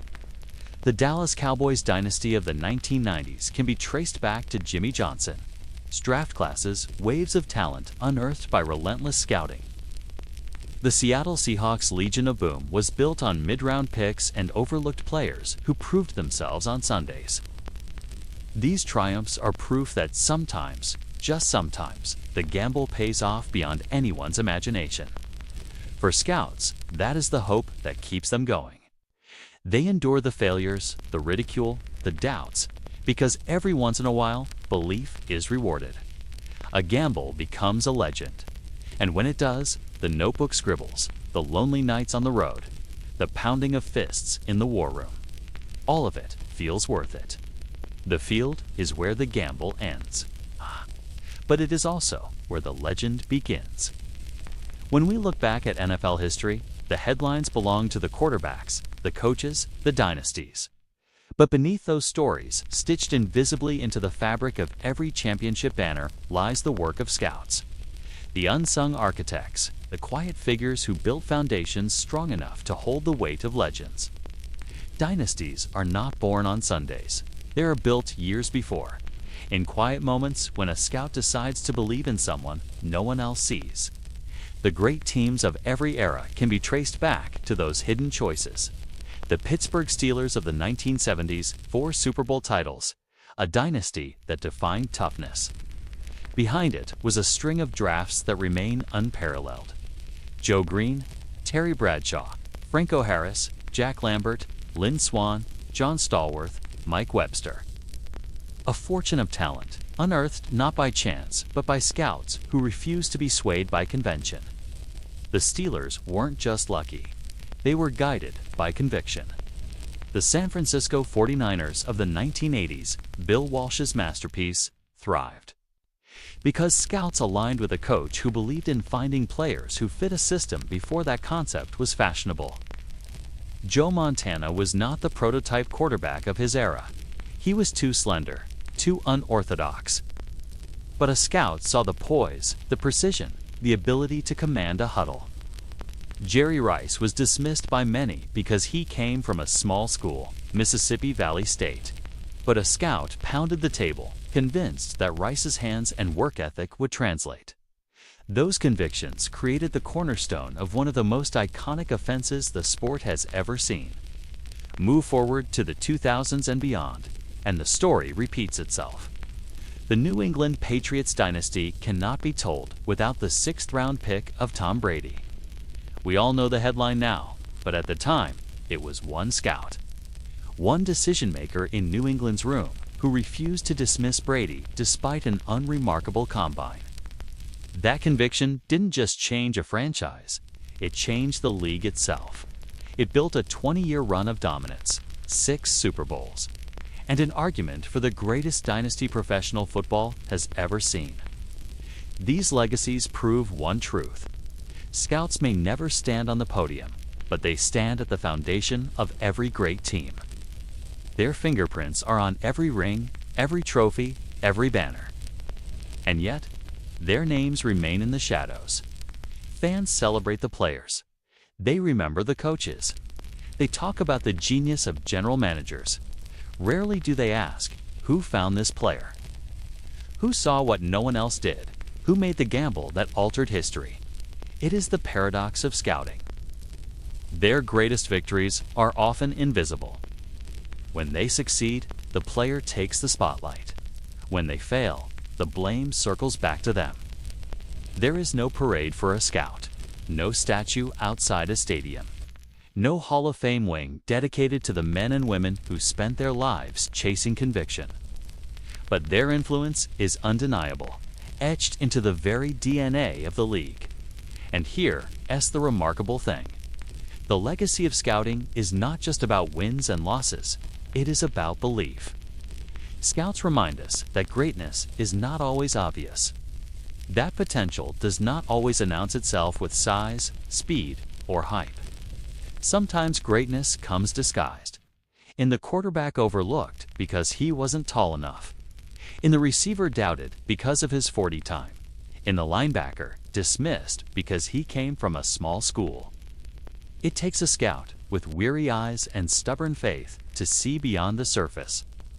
That belief is what makes scouting noble and tragic. For every Hall of Famer they discover, there are countless convictions that never pan out. For every dynasty they help build, there are years of drafts that never yield the hope for results. Yet they return, season after season, chasing the possibility of seeing what no one else can. The legacy of scouts stretches across generations. Fathers teaching sons how to evaluate tape, families uprooted year after year for another college visit, another long drive, another hotel room.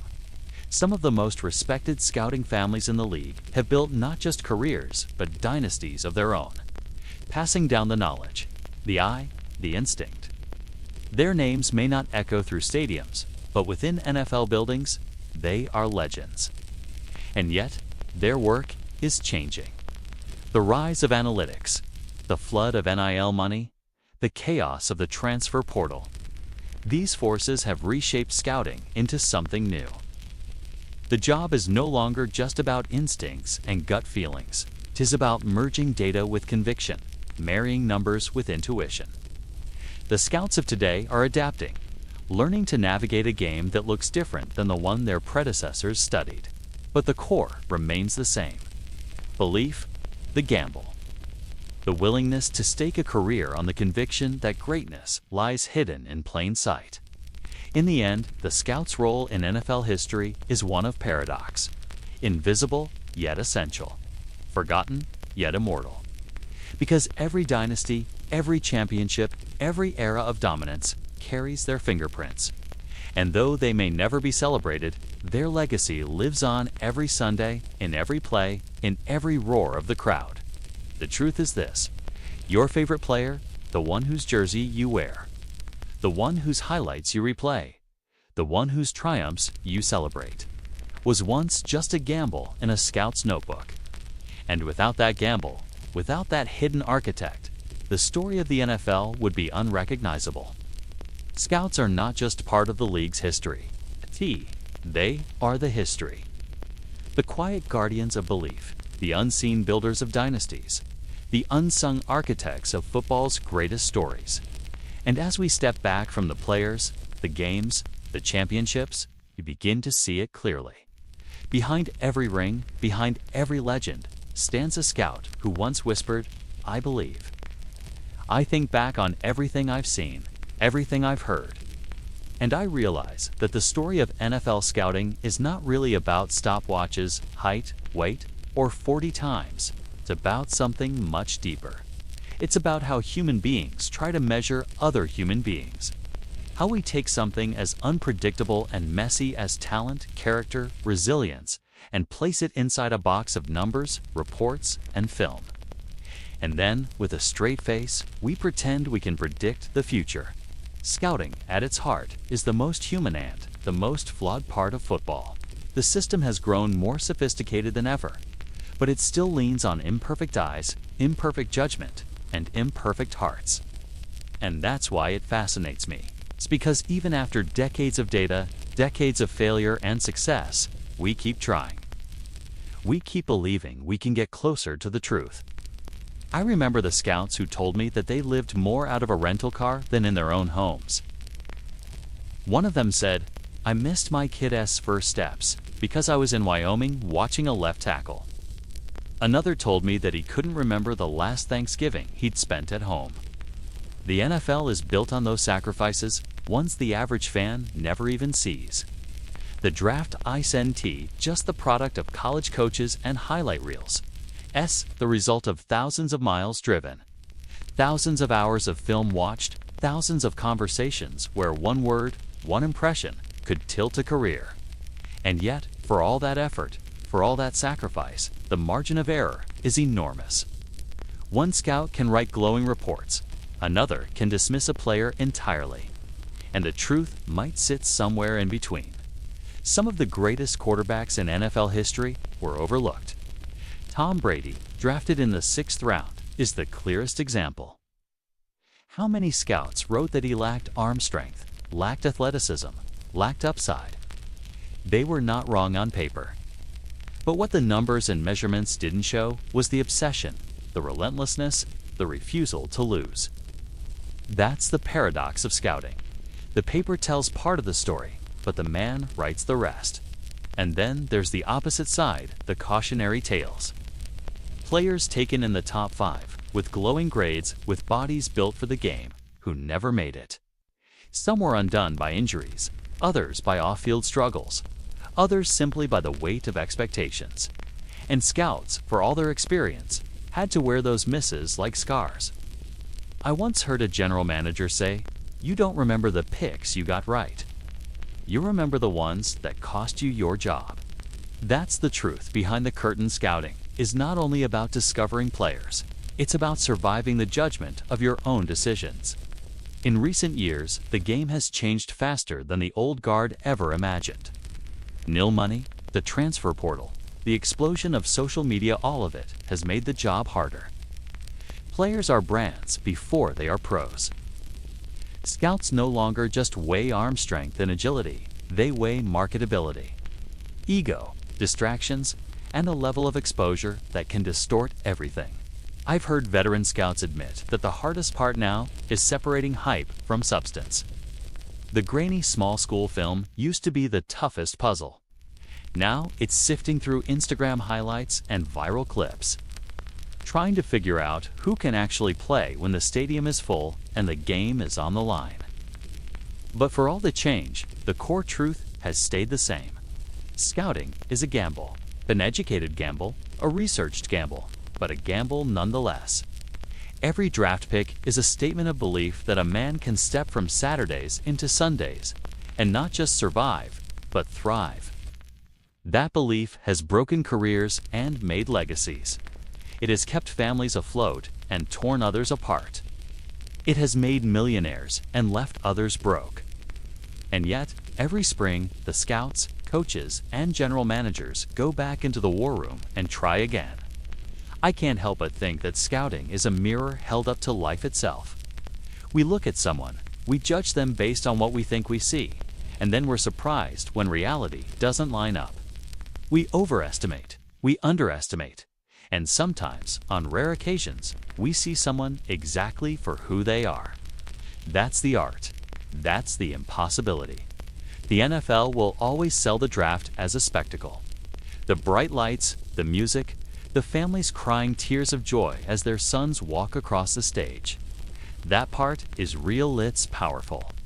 But what we don't see is the invisible army of scouts, the ones who sat in empty bleachers on a Tuesday in November, jotting notes while a quarterback threw in the wind. The ones who shook hands with high school coaches and asked about work ethic. The ones who wrote 10-page reports only to have them shredded in draft meetings. Those men and women are the unseen architects of the NFL. Some of them will leave the game bitter, knowing their best calls were never recognized. Some will stay lifers, chasing that one pick, that one player, that one story they can point to and say, "I was right." And some will tell you, quietly, that the game was never really about being right. It was about the pursuit. About trying to understand this impossible equation, knowing full well it can never be solved. When I reflect on the long road of this story, I don't see villains or heroes. I see human beings, all chasing certainty in a world that offers none. The scouts, the players, the coaches, the executives there, all connected by this fragile chain of hope and risk. And maybe that's what makes football so uniquely American. It's not just a sport. It's a gamble, a dream, a belief that tomorrow can be better if you just find the right piece, the right player, the right fit. As the lights fade on this story, I'm left with one image. Not the stage of the draft, not the roar of the fans, but a lone scout. Sitting in his car in the middle of nowhere, scribbling notes on a clipboard. He's tired, he's cold. He's probably wondering if it's all worth it, but he keeps writing. Because somewhere deep down, he believes he might have just seen the future. And that, more than anything else, is what scouting is. A belief in what could be, no matter how many times reality proves otherwise.